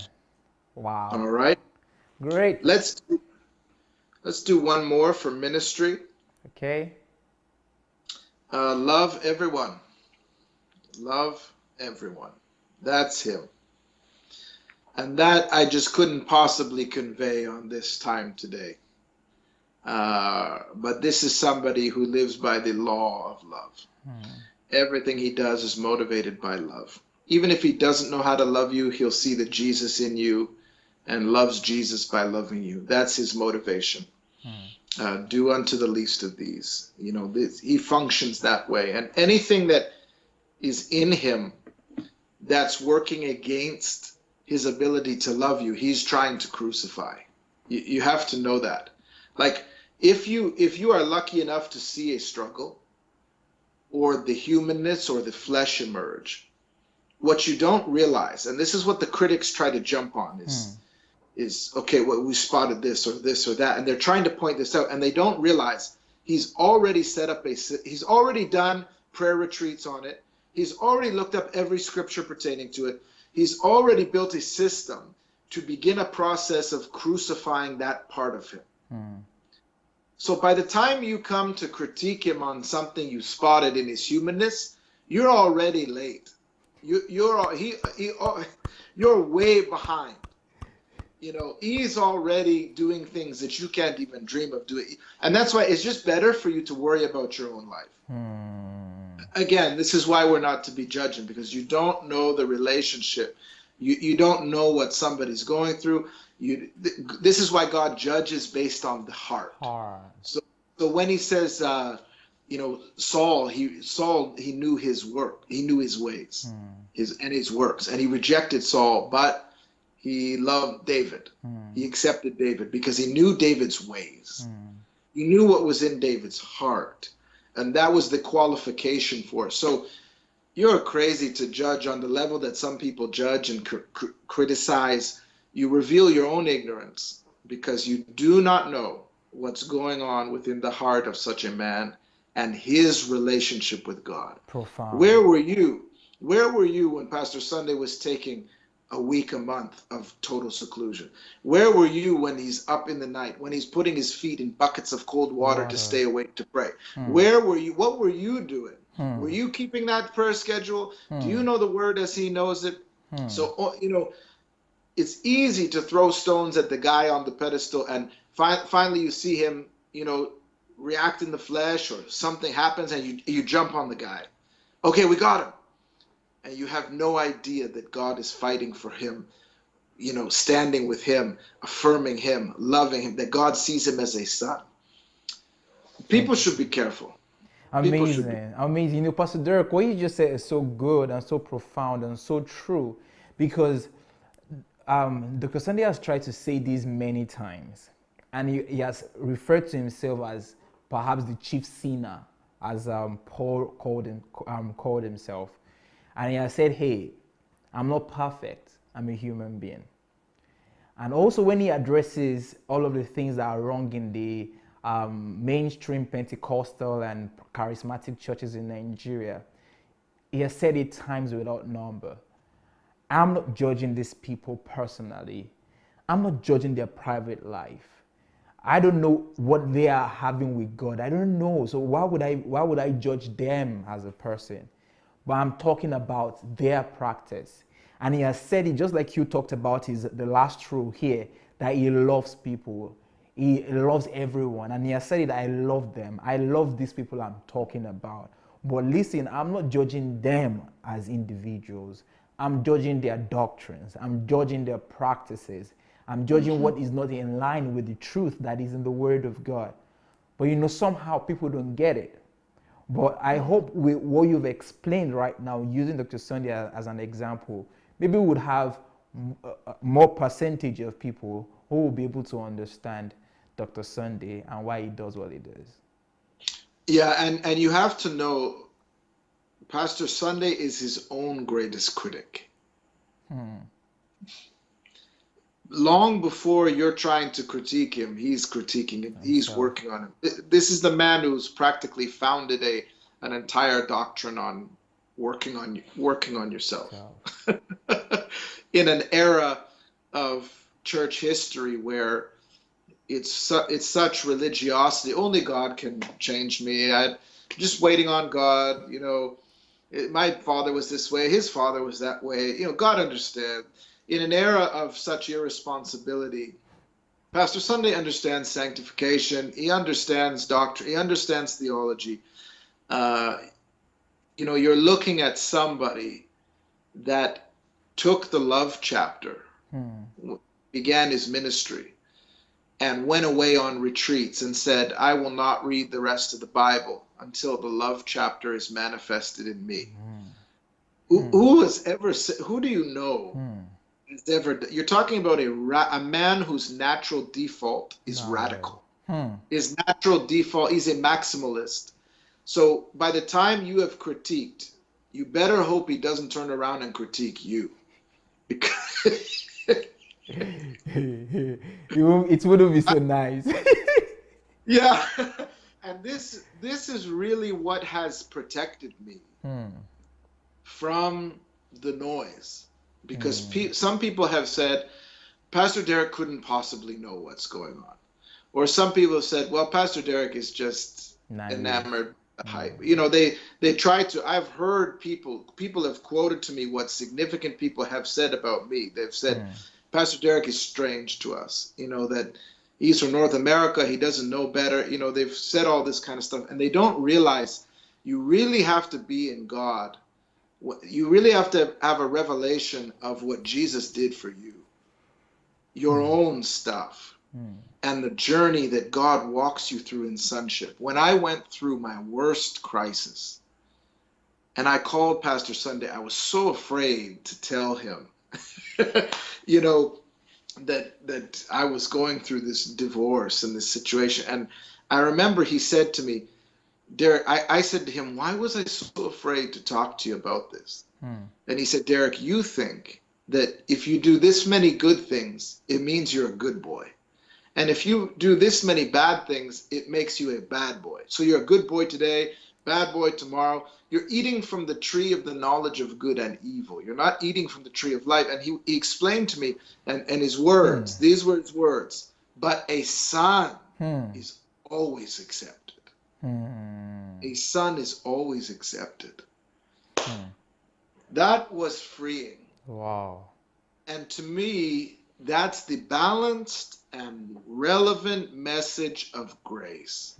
That's the right grace message. If you're a son, You're always accepted.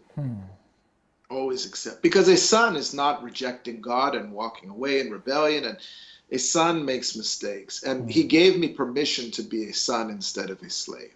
Wow. So because I know his mentality, as he goes through things, I'm thinking of, like, let's say a man goes through the most difficult time in his life that's really warranted because of whatever. You've got to believe that a son comes out the other side. God does not leave Jesus in the grave. Come on now. God is not leaving his son in the grave. And so I want to be on the other side of that resurrection. I want to be there for the inheritance. Wow. And not in a posture of I want to get. I'm a son. Yeah. I want to be there for the resurrection. Amazing. Yeah. Wow.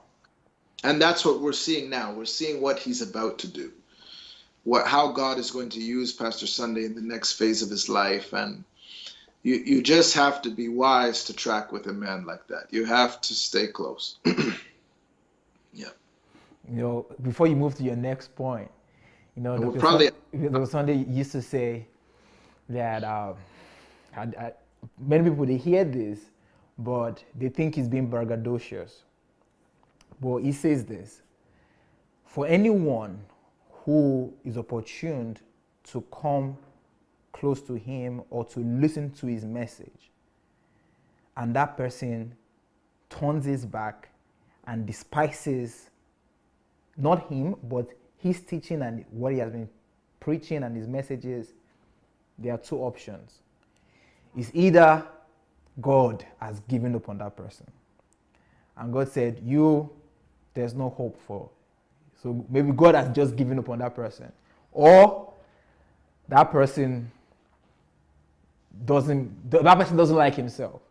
Or the person just wants to go the other direction. And he says this, but many people think, oh, this man is just being boastful. What do you mean? Are you the one that, do you have the word of life?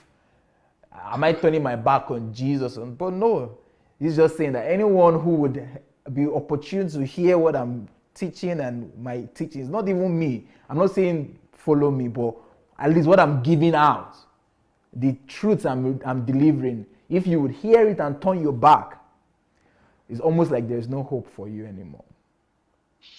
It's the dynamic you're alluding to is why 70 could walk away or 5,000 could walk away and not even 12 remained. What was it, 11? They replaced Judas. You're seeing that same principle.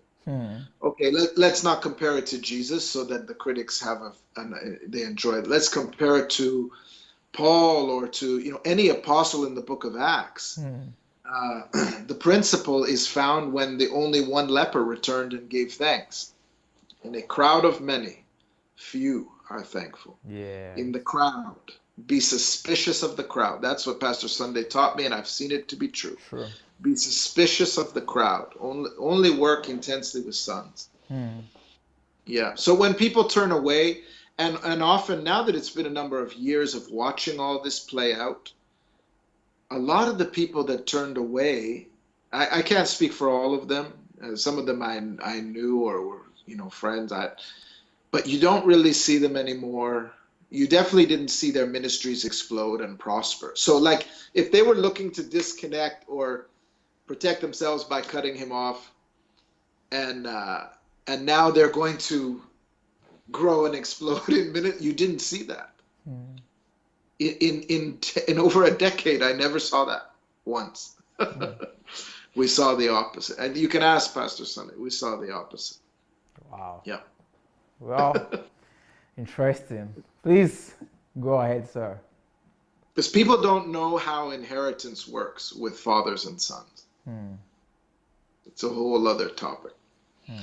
Okay, let's jump to marriage and family. Okay. One thing I loved, these are kind of unique rules. Number one, and that's why I wrote them down, because typically you see the opposite within marriage. Never teach your wife at home. He said to me, don't sit her down, don't instruct her, don't, and I never heard that in my entire life. Never teach your wife. Number two, never tell her what to do. Never tell her what to do. As a typical African man. That's probably, yeah. And keep in mind, Pastor Sunday's temperament comes from a warring tribe, fully Nigerian, and he's saying, never tell her what to do, only suggest.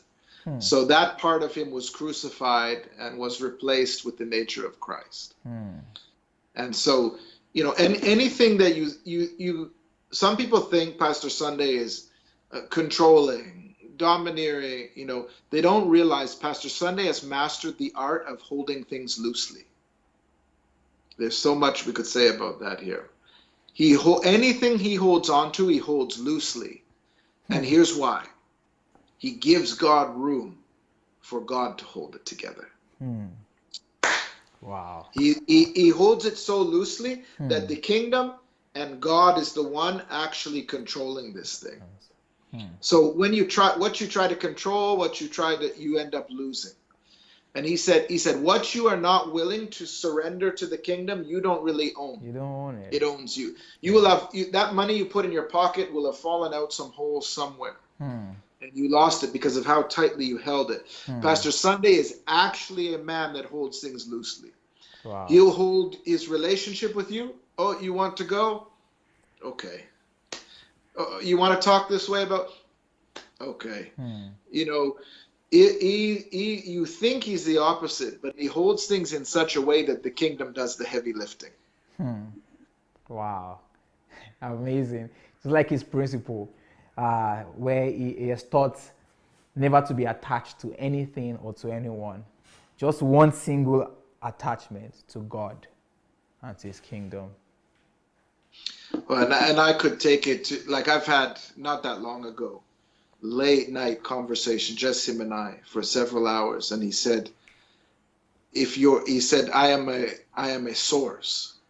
You can't take from me. I'm connected to God. I'm a giver.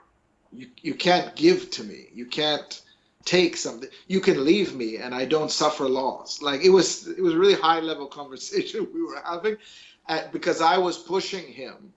I was saying, come on, you must feel like, how come you're not devastated? How come you're not? And he's listing, I can lose this, I can lose this, I can lose this, because I'm a source. And what he means by I'm a source is I'm connected to the source. But that's another video. Entirely.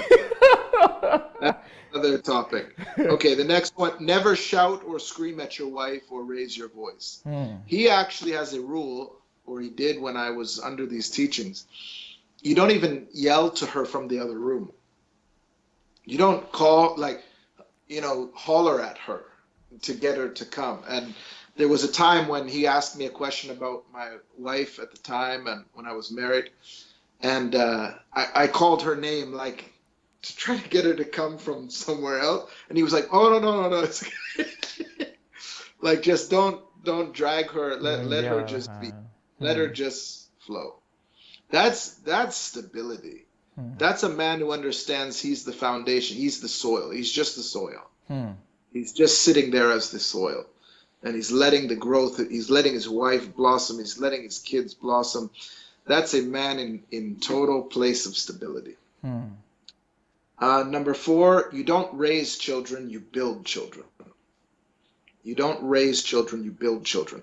That sounds mechanical and like a machine, but he absolutely understands what it takes to build anything successful. So you instill in them principles. You know, I'm sure if you've watched any of his videos on raising children or read any of the books, but especially the videos on YouTube, they're mind-blowing because it makes total sense. It makes total sense. And I think that's why his kids are exemplary in any forum. Any forum.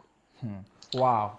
Pastor Derek, you've given these 4 points. But look, I just look at this picture right now, which is on our screen. And it's a picture of Dr. Sunday on his knees offering a bouquet to Pastor Bosse standing tall. And this picture just depicts what you've shared and even more about the way Dr. Sunday honors his wife.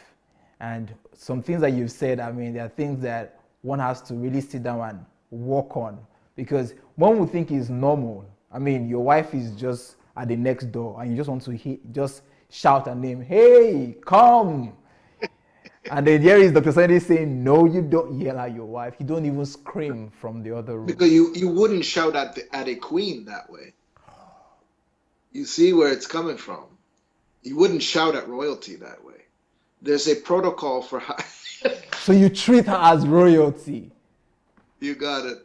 You got it. But he's treating her as royalty when no one's watching. So I sometimes, like, when I see the flowers on the stage and all of that on the stage, sometimes I get a little disappointed because I'm thinking people don't realize that's not a stage performance. They don't know that that's just part of normal life for them. Pastor Bosse is a very smart woman. Pastor Bosse is a very smart woman. You can believe if things are the way they are there, that things are all right. Things are all right. Speaking on the last point, that you don't raise children, you build children. Dr. Sunday just released the book a few days ago, and the title of the book is How to Build Friendly Relationship with Your Child. And I was opportune to work with on this book, and this book, I want to just use opportunity for every parent out there. If you're a parent and you have a child right now, or you have grandchildren, or you have a friend who is also a parent, there are books that you just have to read, because you might not just find such books anywhere. It's one thing to be a father to your child. It's another thing to be a mother to your child. But it's a whole different ball game to be a friend to your child and to build a friendly relationship with your child. So I want to use the opportunity to announce this book, that this book right now is on pre-order right now. It's on pre-order. And you can get this book for as low as $3.99. So, and this offer lasts just for some days more. So if you're there and you're listening and you've not ordered for this book, well, I don't know what you're waiting for. Pastor Derek just said that one of Dr. Sunday's rules is that you don't just raise, but you build like you're building a house, like you're having a project. So, and this book is titled How to Build a Friendly Relationship with your child. So I just want to put it out there that this book is available. You don't have to grow up in the dark anymore. You don't have to function in ignorance as a parent. You have the answers right there in that book. How to build a friendly relationship with your child. Please do well to get it. All right. So, Pastor Derek, we're back to you, sir. Well, we're approaching the 2-hour mark, so maybe I'll give one more. I'm getting tired, and I want my words to remain choice. Awesome. Yeah. And 2 hours is a good. There's a lot that people should digest from. Yeah. I don't want the length to intimidate them too much. The last one I chose related to money. Now, Pastor Sunday has a lot of rules related to money. And I think, anybody who's on the platform has been seeing his video teachings. He's got books on it. So I didn't want to just repeat his points. Yeah. But there was one in particular that I liked, that I put down, that I noticed even recently. And it's his statement that he made in his teachings on finances. Don't spend money on what you could do without. Don't spend money on what you can do without. And it's the principle of frugality, or being frugal. And it's a mindset. It's the mindset of looking for the best price. You would think the more wealthier you become, the more you would spend, which most people, that's why the lottery has shown us. Most people who win the lottery have lost it all within just a couple of years. Yeah. Or are even in debt, or have taken their own life. Like, how does such a deficit come from such accumulation? It's a mindset. So Pastor Sunday has set rules in such a way that he can help people become millionaires. He can help people manage. He can help people budget. And I had heard that people are like this. These guys that are wealthy, the ones who are really wealthy, they spend less. They're still looking for deals. They're still looking for bargains. So I'm just there this last anniversary. And we're driving in the car, and typical Pastor Sunday, he hears it's somebody's birthday, so we're all going to stop by the flower shop. And this is the big bishop that's going to stop by by the flower shop on the way to the service, and the building was on fire.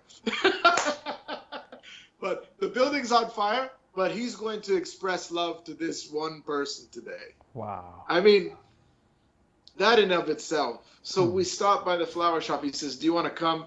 Because we know we're going to see some wild stuff when he's in the street. And we go into the supermarket area. People are waving. Some are frowning. There's all this chaos. And instead of being stressed, he goes into the flower shop, and we're all there. And then there's the cold room, really cold, where all these flowers are kept. So we go in there, and the man is going through each bouquet, what it costs, is the color right? This isn't for the queen. This is some pastor of the thousands, hundreds. And he's scrutinizing each bouquet. And finally, I'm getting cold in this refrigerator. I go outside. I've got to preach tomorrow. I don't want to catch a cold, so I go outside, and I'm Canadian. He's Nigerian. I was about to say that you're Canadian. And I'm Canadian, but I know the effects of cold, and jet lag. So he's in there, and he's looking for the best price. He's engaging with the owner of how to have a good price. And I can't believe it. We go in and, I've got more money this week. I'll buy more expensive flowers. Yeah. He's doing the opposite. So he gets the flowers, and I think even by the end, maybe they were given to him or something. And we go back to the car, and I said to him, I noticed that you were dealing with the price of these. Bargaining. And he said to me, it's a mindset. It's a mindset. Frugality, it's a mindset. And that really stuck out to me. That even with I was so glad that I saw it, because I'm like, okay, I got to get back to that. Where like I'm actually looking at pricing it, and all the big guys are thinking this way. Like Gene Simmons, who was the guitarist or whatever from that band Kiss years ago. Jewish man, very wealthy. He, after the band, he invested his money wisely. He's a Jewish man. And he always was saying, if you don't keep track of your pennies, you won't keep track of your dollars. And he had stable, increasing wealth. And I've seen that Pastor Sunday lives according to this as well. He said, Derek, it's a mindset. Yeah. Don't tell me you're done. Well, I mean, I could go on and on about rules and things I've seen in Pastor Sunday. And some of these, to really do them justice, they need to be expanded upon, you know. But it's just the way he lives. So you're seeing some of the iceberg. The iceberg beneath. The iceberg beneath. Yeah. Wow, I must say, Pastor Derek, you've done. I mean, you said it's 2 hours. It didn't even feel like it feels like we're just 15 minutes into the program, because because of the wealth and the depth of what you've been sharing, and not just the depth, but you bringing it in a very practical way that is relatable. You know, it's one thing to just teach theoretical knowledge and just load people with but it's another thing to make whatever you're saying very practical, that anyone who is listening can begin to make associations with, okay, this is visible in my life. Oh, yes, I also go to buy some stuff, but I don't bargain the price, and I don't take my time to look which is the best price. Okay, so the next time I go to make that shopping, I must take my time to apply this principle. And or for the husband who is the chief instructor telling his wife to do this and that, and then he hears you say, no, don't tell your wife what to do, just suggest.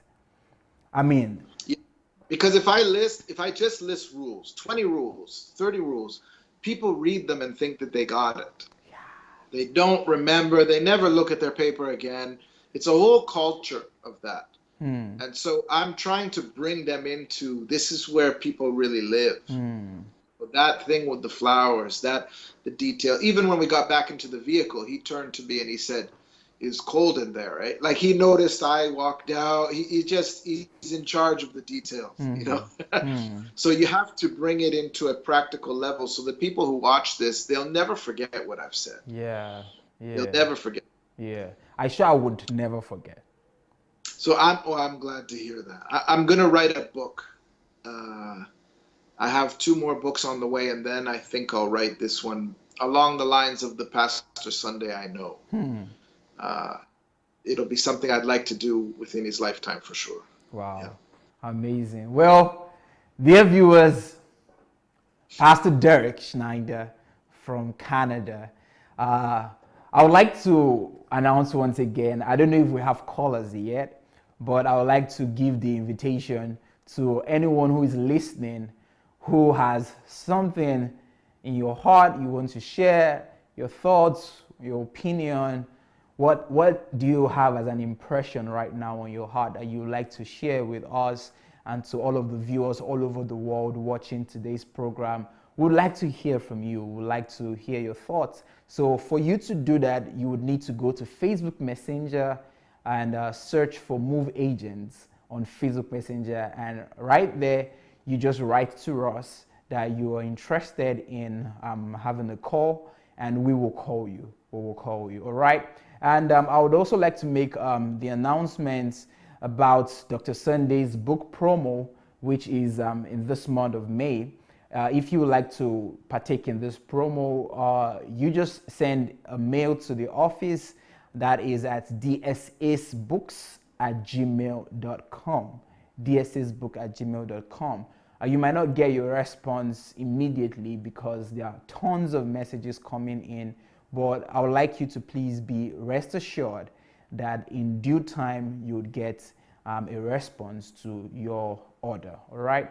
And This is the latest book I spoke about while Pastor Derek was speaking, and it is titled How to Build Friendly Relationship with Your Child. Well, this book, like I said, it's on pre-order right now, and you can get it for as low as $3. After some days, the price would be increased like 4 times. So I think it's an opportunity for everyone there. If you're a parent there and you really want to know how to be a friend to your kids, I think this book should be what you should get. So please do well to make an order. It's on Amazon right now, How to Build a Friendly Relationship with Your Child. All right. Do we have callers? All right. So we're trying to connect with our callers, Pastor Derek. Would get to them and would hear what they have to say. All right. So also, I'd like to make these important announcements to everyone who is watching. This is going live right now, and we've had it from the 1st of May, and we would keep having it to the 28th of May. All right. But I think we have a caller right now, so we'd like to receive that caller. Good evening, caller. Good evening. Dr. Anu, how are you? Well, I'm having a great time here. Thank you so much for asking. This is Mr. Wale Banjoko calling from London. Oh, Mr. Wale, you might have to speak louder. You see, I couldn't even get, if at all I would get anybody's voice, I should be able to get your voice. But I think because your voice is not so loud. Now? Yeah, but I think it's louder now. Good. Okay. Hi, Dr. Anu. Hi, Dr. D, as I call him, Pastor Derek. How are you, my brother? I hope you can hear me as well. Yeah, he can hear you. He can hear you. Okay. Well, I'm glad I tuned in today. I think it's been very informative show. I think Pastor Derek knows Dr. DSA very well, and I think it was nice to hear his own view on Dr. Sunday and everything about him. I think one of the things I'm going to start off with is I wrote a few things down. I know the pastor thing is like what I loved about what Pastor Derek said was in the beginning when he was talked about Dr. Sunday, always coming down to people's level of understanding, because there's sometimes that you watch him on the live feed that somebody has either asked a question or has made some subject matter, and you look at it and say, how does this man have the patience to actually be able to absorb some of the response or some of the style or some of the comments that people make towards him, and actually hold himself together. Because even for me, when I'm watching it, I am fuming. I'm wondering that if this person was next to me, what I would do to him. You see Dr. Sunday very reserved and give the person opportunity to speak their mind, number one, no matter what it is that they are saying, and also give them the consideration, actually listen to them thoroughly without actually looking as if he's irritated. For me as a viewer, I am irritated, and I'm wondering how this man has been able to culture himself, whereby he can just actually hold himself still and still ask the question, whereby the person still feels like it's still very special. Those are one of the qualities that I think I found very encouraging about him, that I think even for me, I try to work on myself to try and build myself to be able to develop that, whereby you don't necessarily look at somebody as being irrelevant or a subject matter as being irrelevant, but actually being able to listen to them, be able to control yourself, to actually be able to absorb it and able to give them whether encouragement or give them something that they can take away, whereby there's a benefit, from having an exchange with you. I think that's one of the qualities that I myself I have seen from the DSA and trying as much as possible to adopt into me. There's some other things that I wrote about it. I noticed that all throughout this conversation with you and Pastor Derek, Doctor, I know you kept nodding your head because you yourself, I think you could see that this man was speaking exactly what you know of the person that he's talking about. Oh yes. It's like for me, it's a confirmation that it's not just Pastor Derek is just speaking from a place of not knowing who this is, but actually speaking from this place of knowledge. And I think that was for me, that was one of the key things for this exchange that we had. Yeah. One of the strongest statements that I think I enjoyed from this statement was when he said success will always demand more from you than you're willing to give. Yes.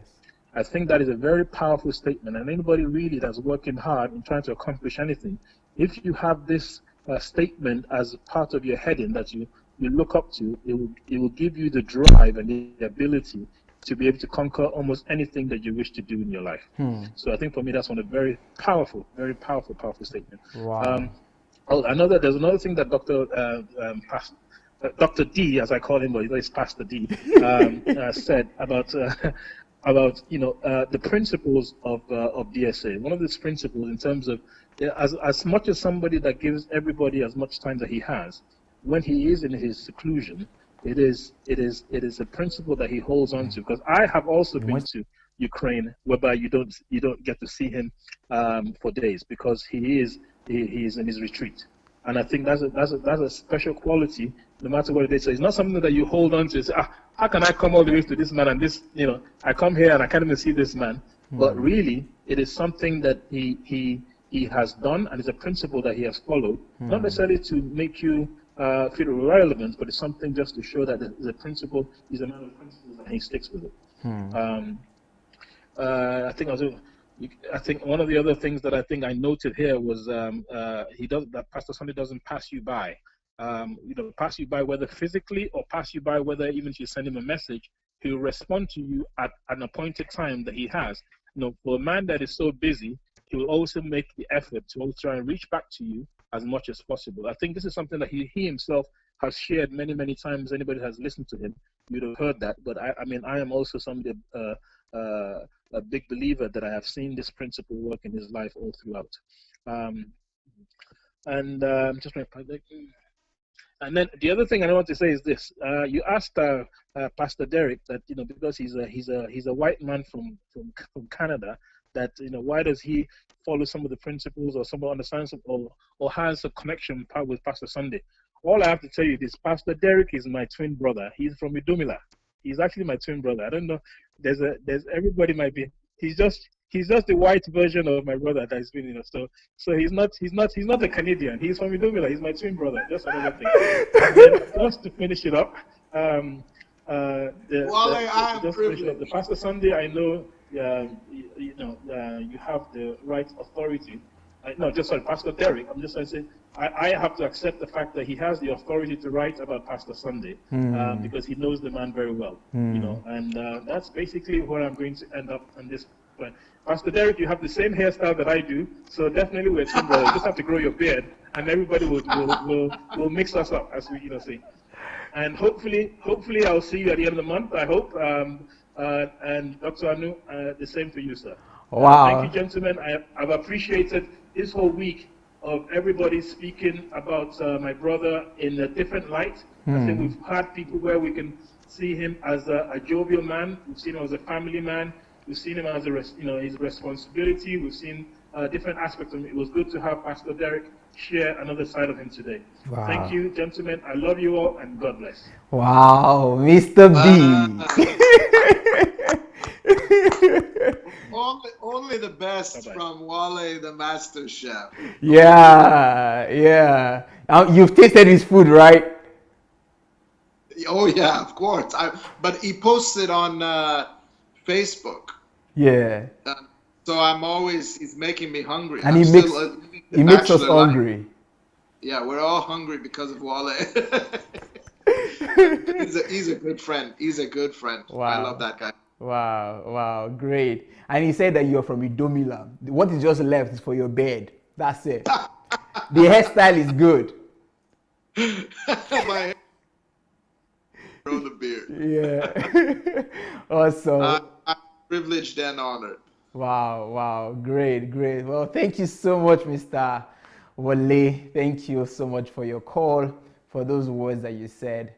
It's great to hear from you, and I'm looking forward to seeing you here. I'm sure we'll have a great time. All right, we have another caller. Good evening, caller.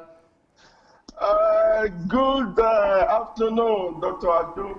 Oh, that's Pastor Tuka right there. Well, yes, you are right. Thank you for the good work you are doing. Thank you so much. Pastor Derek, it's lovely hearing your voice. Wow, you might have to speak louder, so that we can hear you very clearly. Okay, yes. First of all, I want to congratulate Dr. Sunday Adelaja on his birthday celebration. I mean, this is a rare privilege, rare opportunity people have. But for him making himself available to all, giving everybody opportunity is a good thing. So I'm glad, that I'm able, to express my wishes of happy birthday to him. I want to, say two things. One, Bible says Matthew 5, I think from 14 downward, that we should let our lights shine before all men. Yes. Let our light so shine that all will see, and that they will glorify God. True. So anybody that is coming up on here or anywhere and saying that we are worshiping Sunday Adelaja should go and read Matthew chapter 5.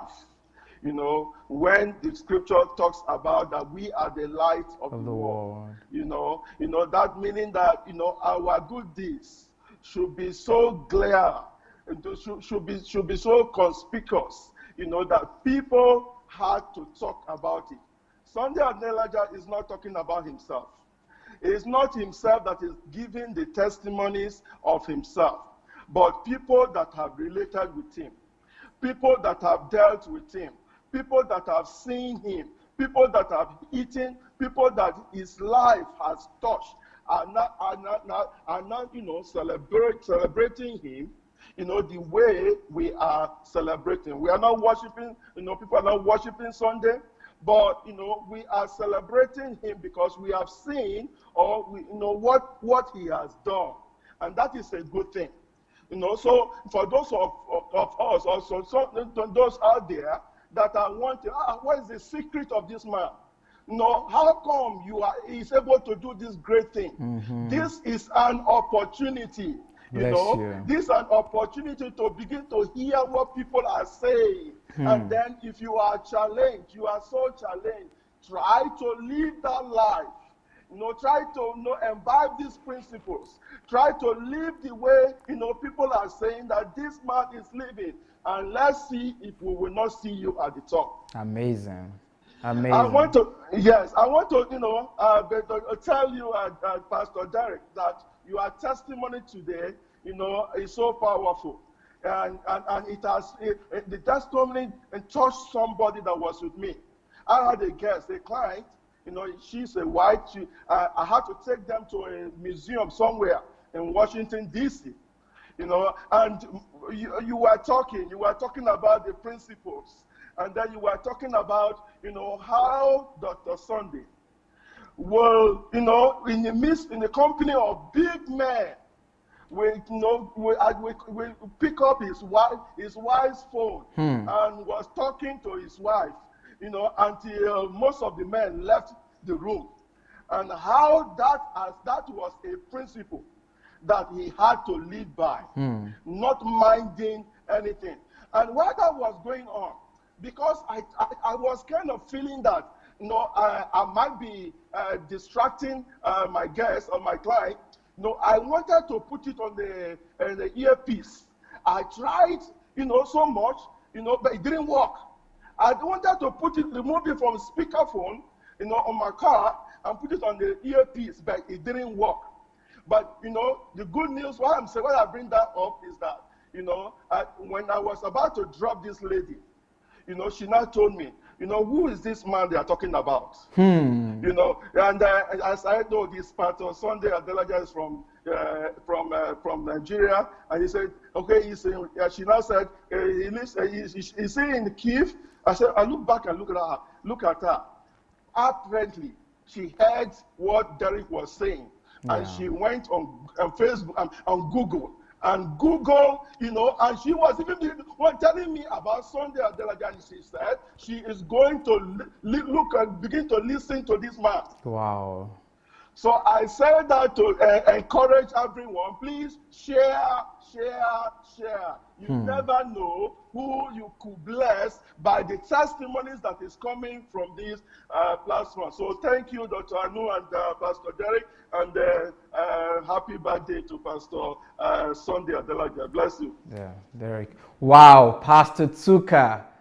Thank you so much for that. Thank you so much for that. Pastor Derek, you were able to listen, hear what he said, right? Yeah, I could hear once they turned the volume up, and you know, I'm more and more Nigerian every day, so I understand the accent better now. Yeah, you're attesting to Mr. Wale's statement that you are his brother from Idomila. Yeah, and in the comments on this video, people are saying Pastor Derek is an Idomila man. Amazing, amazing. Wow, great. That's a great contribution. I mean, someone was listening and the person began to check for who this man is.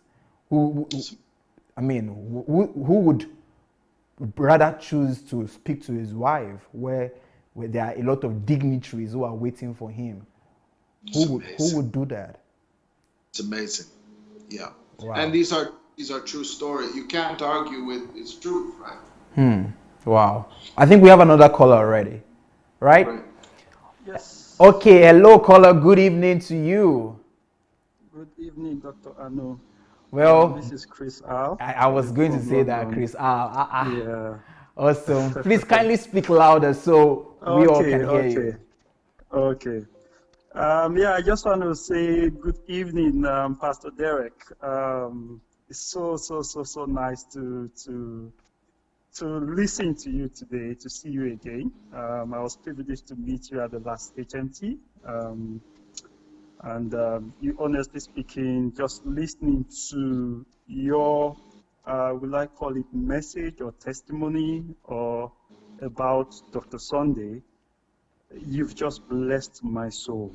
Wow. Honestly speaking, you've just blessed my soul. Wow. I never thought I would call, but I just said no. If from what we just learned, talking about gratitude, and that because you might never have the chance to say it again, I just told myself I had to call, because this message today has just put to rest a lot of things. And for those who for those who really don't know much about DSA, I really still don't know much. There's still a lot I'm learning about DSA. But it just goes to show that you truly know the one that you have called a mentor. And the fact that you have talked with him through all the trials, all the tribulations, all the persecution, really shows that, like a statement you made, you talked about that you must really have a revelation of, I can't remember how you put it now, I wrote it down, but you must really have a revelation of, I think, of who you are, or of what God is doing in your life for you to stay stuck with this man called DSA. So I just called to express my gratitude for the word that you have put out today, because I don't know of others, it has really been a blessing. Wow. I remember from what you said, I remember when I just came in contact with DSA, and after a couple of months, a lot of trash was just going on, people saying all sort of things. And I kind of like went back and I was just like meditating on the whole thing. And I remember, I believe the Spirit of God spoke to my heart and said, look, this is not just a test of leadership, but also a test of followership. So, and it really dawned on me. But what I have seen today from the presentation that you have given, it's a man who are not just DSA, you are somebody that have also gone through the test, and you have come out on the other end, on the other side. And you made a profound statement when you say, God will never leave sons in the grave. and that was profound. So I don't really have, there's so much I can say, but I just want to say thank you so much for today's presentation. And I'm so happy that it's one of the presentations that I had the opportunity of following from the very beginning. Because all other presentation is either I'm just meeting it halfway or I'm meeting it when it's almost rounding up. But today, I was able to start from the very beginning, and I started taking down notes upon notes upon notes. In fact, I have pages full of I'm telling you, of notes from just this brief discussion about the rules of DSA. I just want to say thank you very much. It just dawned on me that I still don't know the man called DSA. I don't know the man called DSA, and I'll continue to learn, and I continue to apply to my life. And I know that with time, God is going to do something, but you have blessed my soul. I just can't stop saying that you have blessed my soul today. Thank you very much. Wow. And may God bless you. Thank you. Thank you. Thank you. So much, sir. Wow. Yes, sir. So much gratitude there. Yeah, from the heart. You can feel it from the heart. Yeah. That's straight from the heart. And that's just, basically applying what you shared with us today. You never know. You might not have the opportunity again. So be grateful today. Be grateful now. It makes it so foolish that people would criticize honoring in such a way. The critics look foolish, you know. Why not honor somebody this way? Look at the difference it's making. Wow, great. We still have more callers, so would be receiving them to hear what people have to say. So if you like to call in and you're asking how can I call, well, you could just go to Facebook Messenger, search for Move Agents on Facebook Messenger, Move Agents, and then write to us that you would like to call in to the studio, and we'll be more than happy to hear from you. All right, so we have a caller right now. Good evening, Dr. Anu. Good evening, sir. Wow. How are you doing? Pastor Harmony calling from Cameroon. Yes, sir. I definitely can recognize your voice, Pastor Harmony. Thank you so much. Pastor Derek Schneider, great job. Congratulations. Awesome. Please speak louder, please. Okay, I just want to appreciate Pastor Derek for a powerful presentation, and for the fact that in Canada he accepted the responsibility to produce history makers too, like what Dr. Sunday Adelaja is doing. Congratulations, sir. You know, anytime I listen to DSA, I always just feel like maybe I wasted my life. Number one, I always know where I am failing in life, because every statement he makes every time is like a challenge to me. Like, what have this guy been studying? What have this guy been learning in life, you know? So one of the things I learned about him is his priority. Number one, he said God first, then wife second, or family second, then ministry is third. So he said his greatest challenge in life is to be in solitude for a week. So that's his greatest challenge. And his second greatest challenge is to please the wife always. Always. Always. And for ministry, it's not a challenge at all. I said, boy, you know, I said, this is so wonderful. I think that every woman in the world would love to marry DSA. Because DSA is an example of a real man. Yeah. And DSA is a challenge to every man. Anytime as a man you listen to DSA, you will just immediately know that you were only claiming you are a man. But you don't know who is a man. Wow. Honestly, you know. And I also discovered that DSA is so time conscious. I remember I was listening to the video that he was preaching on why he doesn't drive and the wife doesn't cook. And then I was curious about it, just for him to tell me that driving takes his time, that he was supposed to be doing something. and the wife has a lot to do that she don't need to be spending time in the kitchen. I said, this is mind blowing. Scandalous. How somebody is conscious of time to a level that even the time to drive is like, I have to be doing something during this time. I don't have to be spending driving. Let the driver, which is his job, we should be doing this. I said, I have never ever thought about this. Honestly speaking, I remember I was watching this with my wife, and my wife was very happy about it. So, like, you can also look for somebody to be cooking so that I can be doing my stuff. I said, man, now I'm in trouble. She's a smart wife, for her to be there to listen together with you. She can tell you, hey, you remember what Pastor Sunday said? Oh yeah, please fix it. Now like this, anytime that has to do with the family something, I watch it alone before I bring it to my wife because I don't want trouble. Wow. And then DSA writes a book every week. This is mind blowing. I can't believe this. And he does live broadcast every day. And he writes a book every week. I can't explain this. How is he managing his time? How is he doing all these things at the same time, Also, when I look at DSA, I see Christ's attitude. Anytime I look at DSA, very accessible, very simple, so disciplined. He makes everybody feel comfortable around him, Nobody feels like I can't make it around him. Everybody feels like, wow, I can become somebody, True. And I appreciate that so much. And then he's a man that also accepts responsibility. He made statements like, I accept responsibility for the salvation of Ukraine. I remember I was just watching their 10th anniversary video where he was saying that I accept responsibility for the salvation of Ukraine. He's making this statement, I will transform Nigeria. For me, it would take me 1 year of solitude to ever make that statement because I'm not sure I can actually be bold to make that kind of a statement.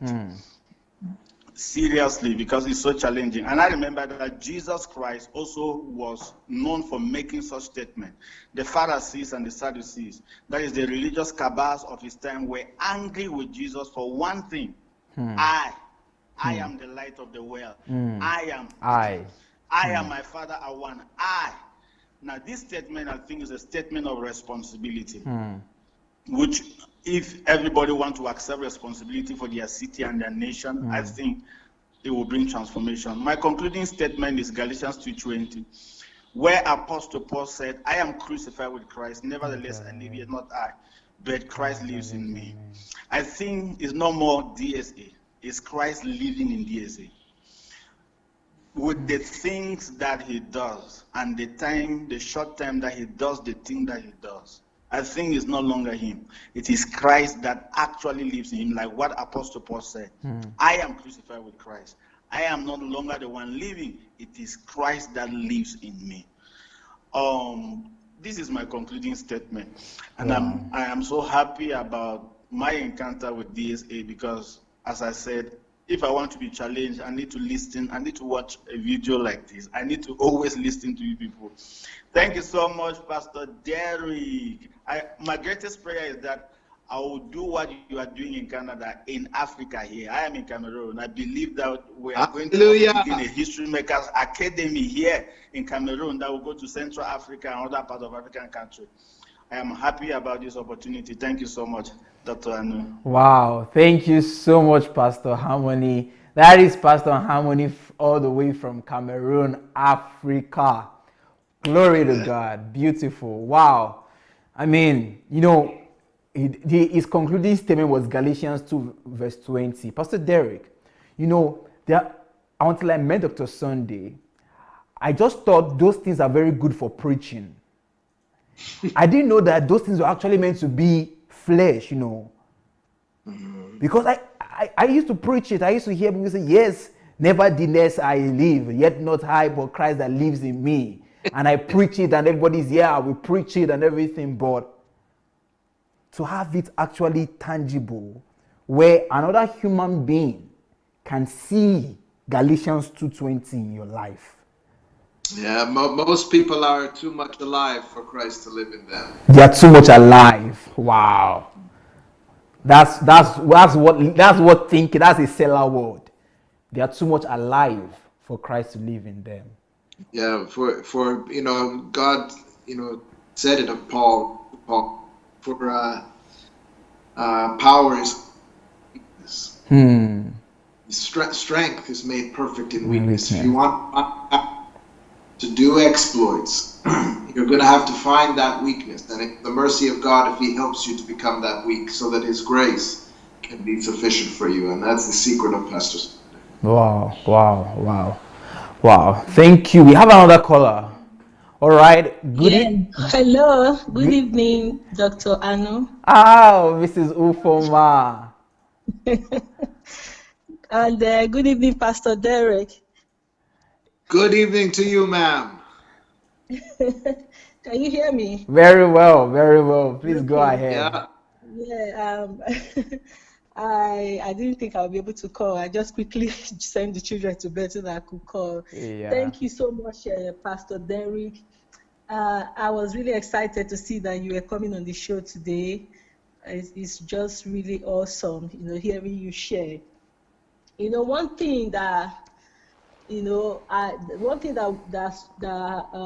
did, especially after meeting Pastor Sunday online and following him, was to actually visit videos of people that are close to him and hear what they have to say. And one of the first videos I had to go through then was his wife.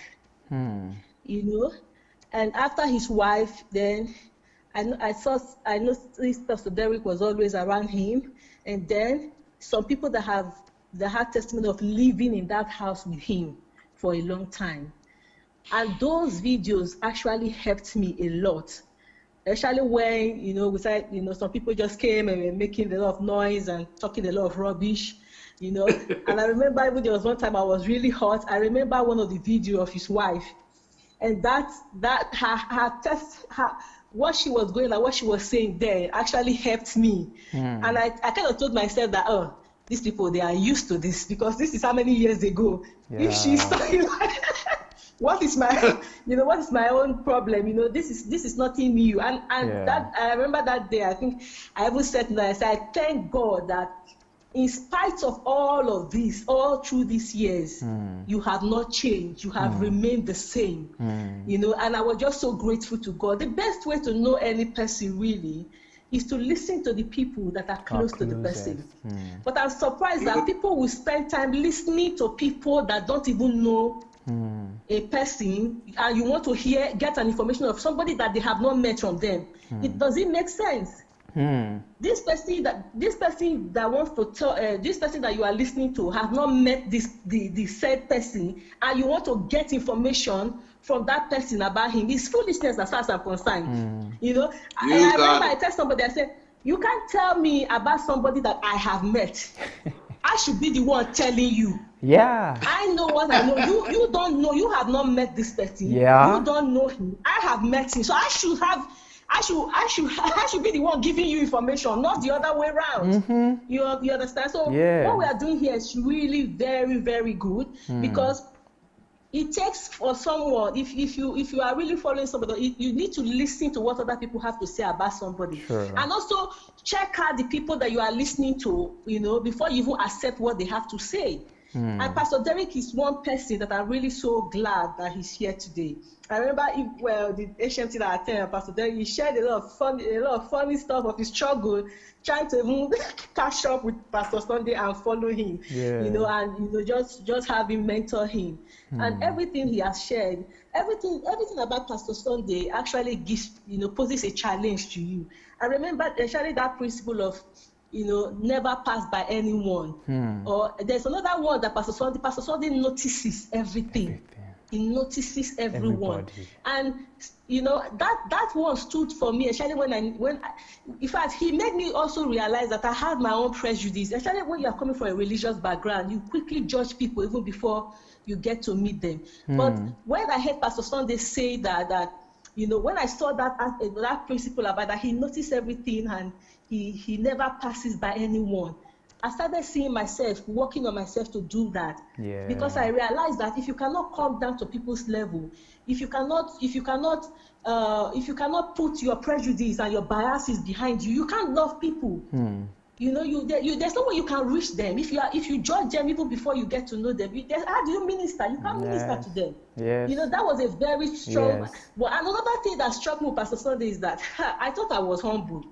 Hey, in fact, the first thing that blew me off was his humility humbled me. His humility humbled you. I thought I was humble, but this man's humility has humbled me.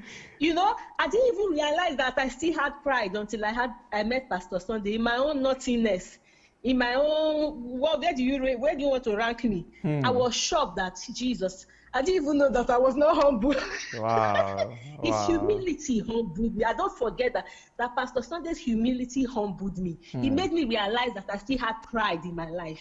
And I'm just so grateful because any time you spend with Pastor Sunday is a time invested. Yes. Any time spent with him, there's always something to learn. There's always something to take away. And I'll just be forever grateful to God for Pastor Sunday Adelaja. Thank you so much, Pastor Derek. You have really opened our eyes today, and I'm really so glad, that we had you on the platform today. God bless you. Thank you, Dr. Anu. You are just awesome. You are doing so well. Thank you Thank you so much. Thank you so much for those words. Thank you. Wow, great words. Well, Pastor Derek, that is our final caller for today. And I would like you to share your last words or your final words or your concluding statements before I end the show. Well, it's a real honor. I think the highest honor of a son is to stand at the gates and defend. And I think we see that manifestation here. Even if it wasn't intended, you can see that manifestation here. Interestingly, as I looked through the comments, somebody commented and said, the building is burning down and he buys flowers. Who does that? And he's buying a flower. And I just couldn't help but feel that was just great icing on the cake of the content today.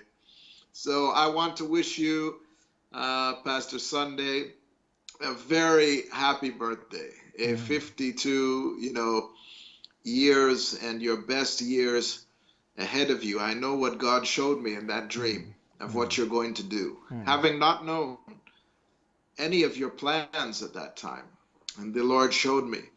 And being a white Caucasian, I couldn't imagine to ever hear the words in a dream, imagine when Africa leads the world.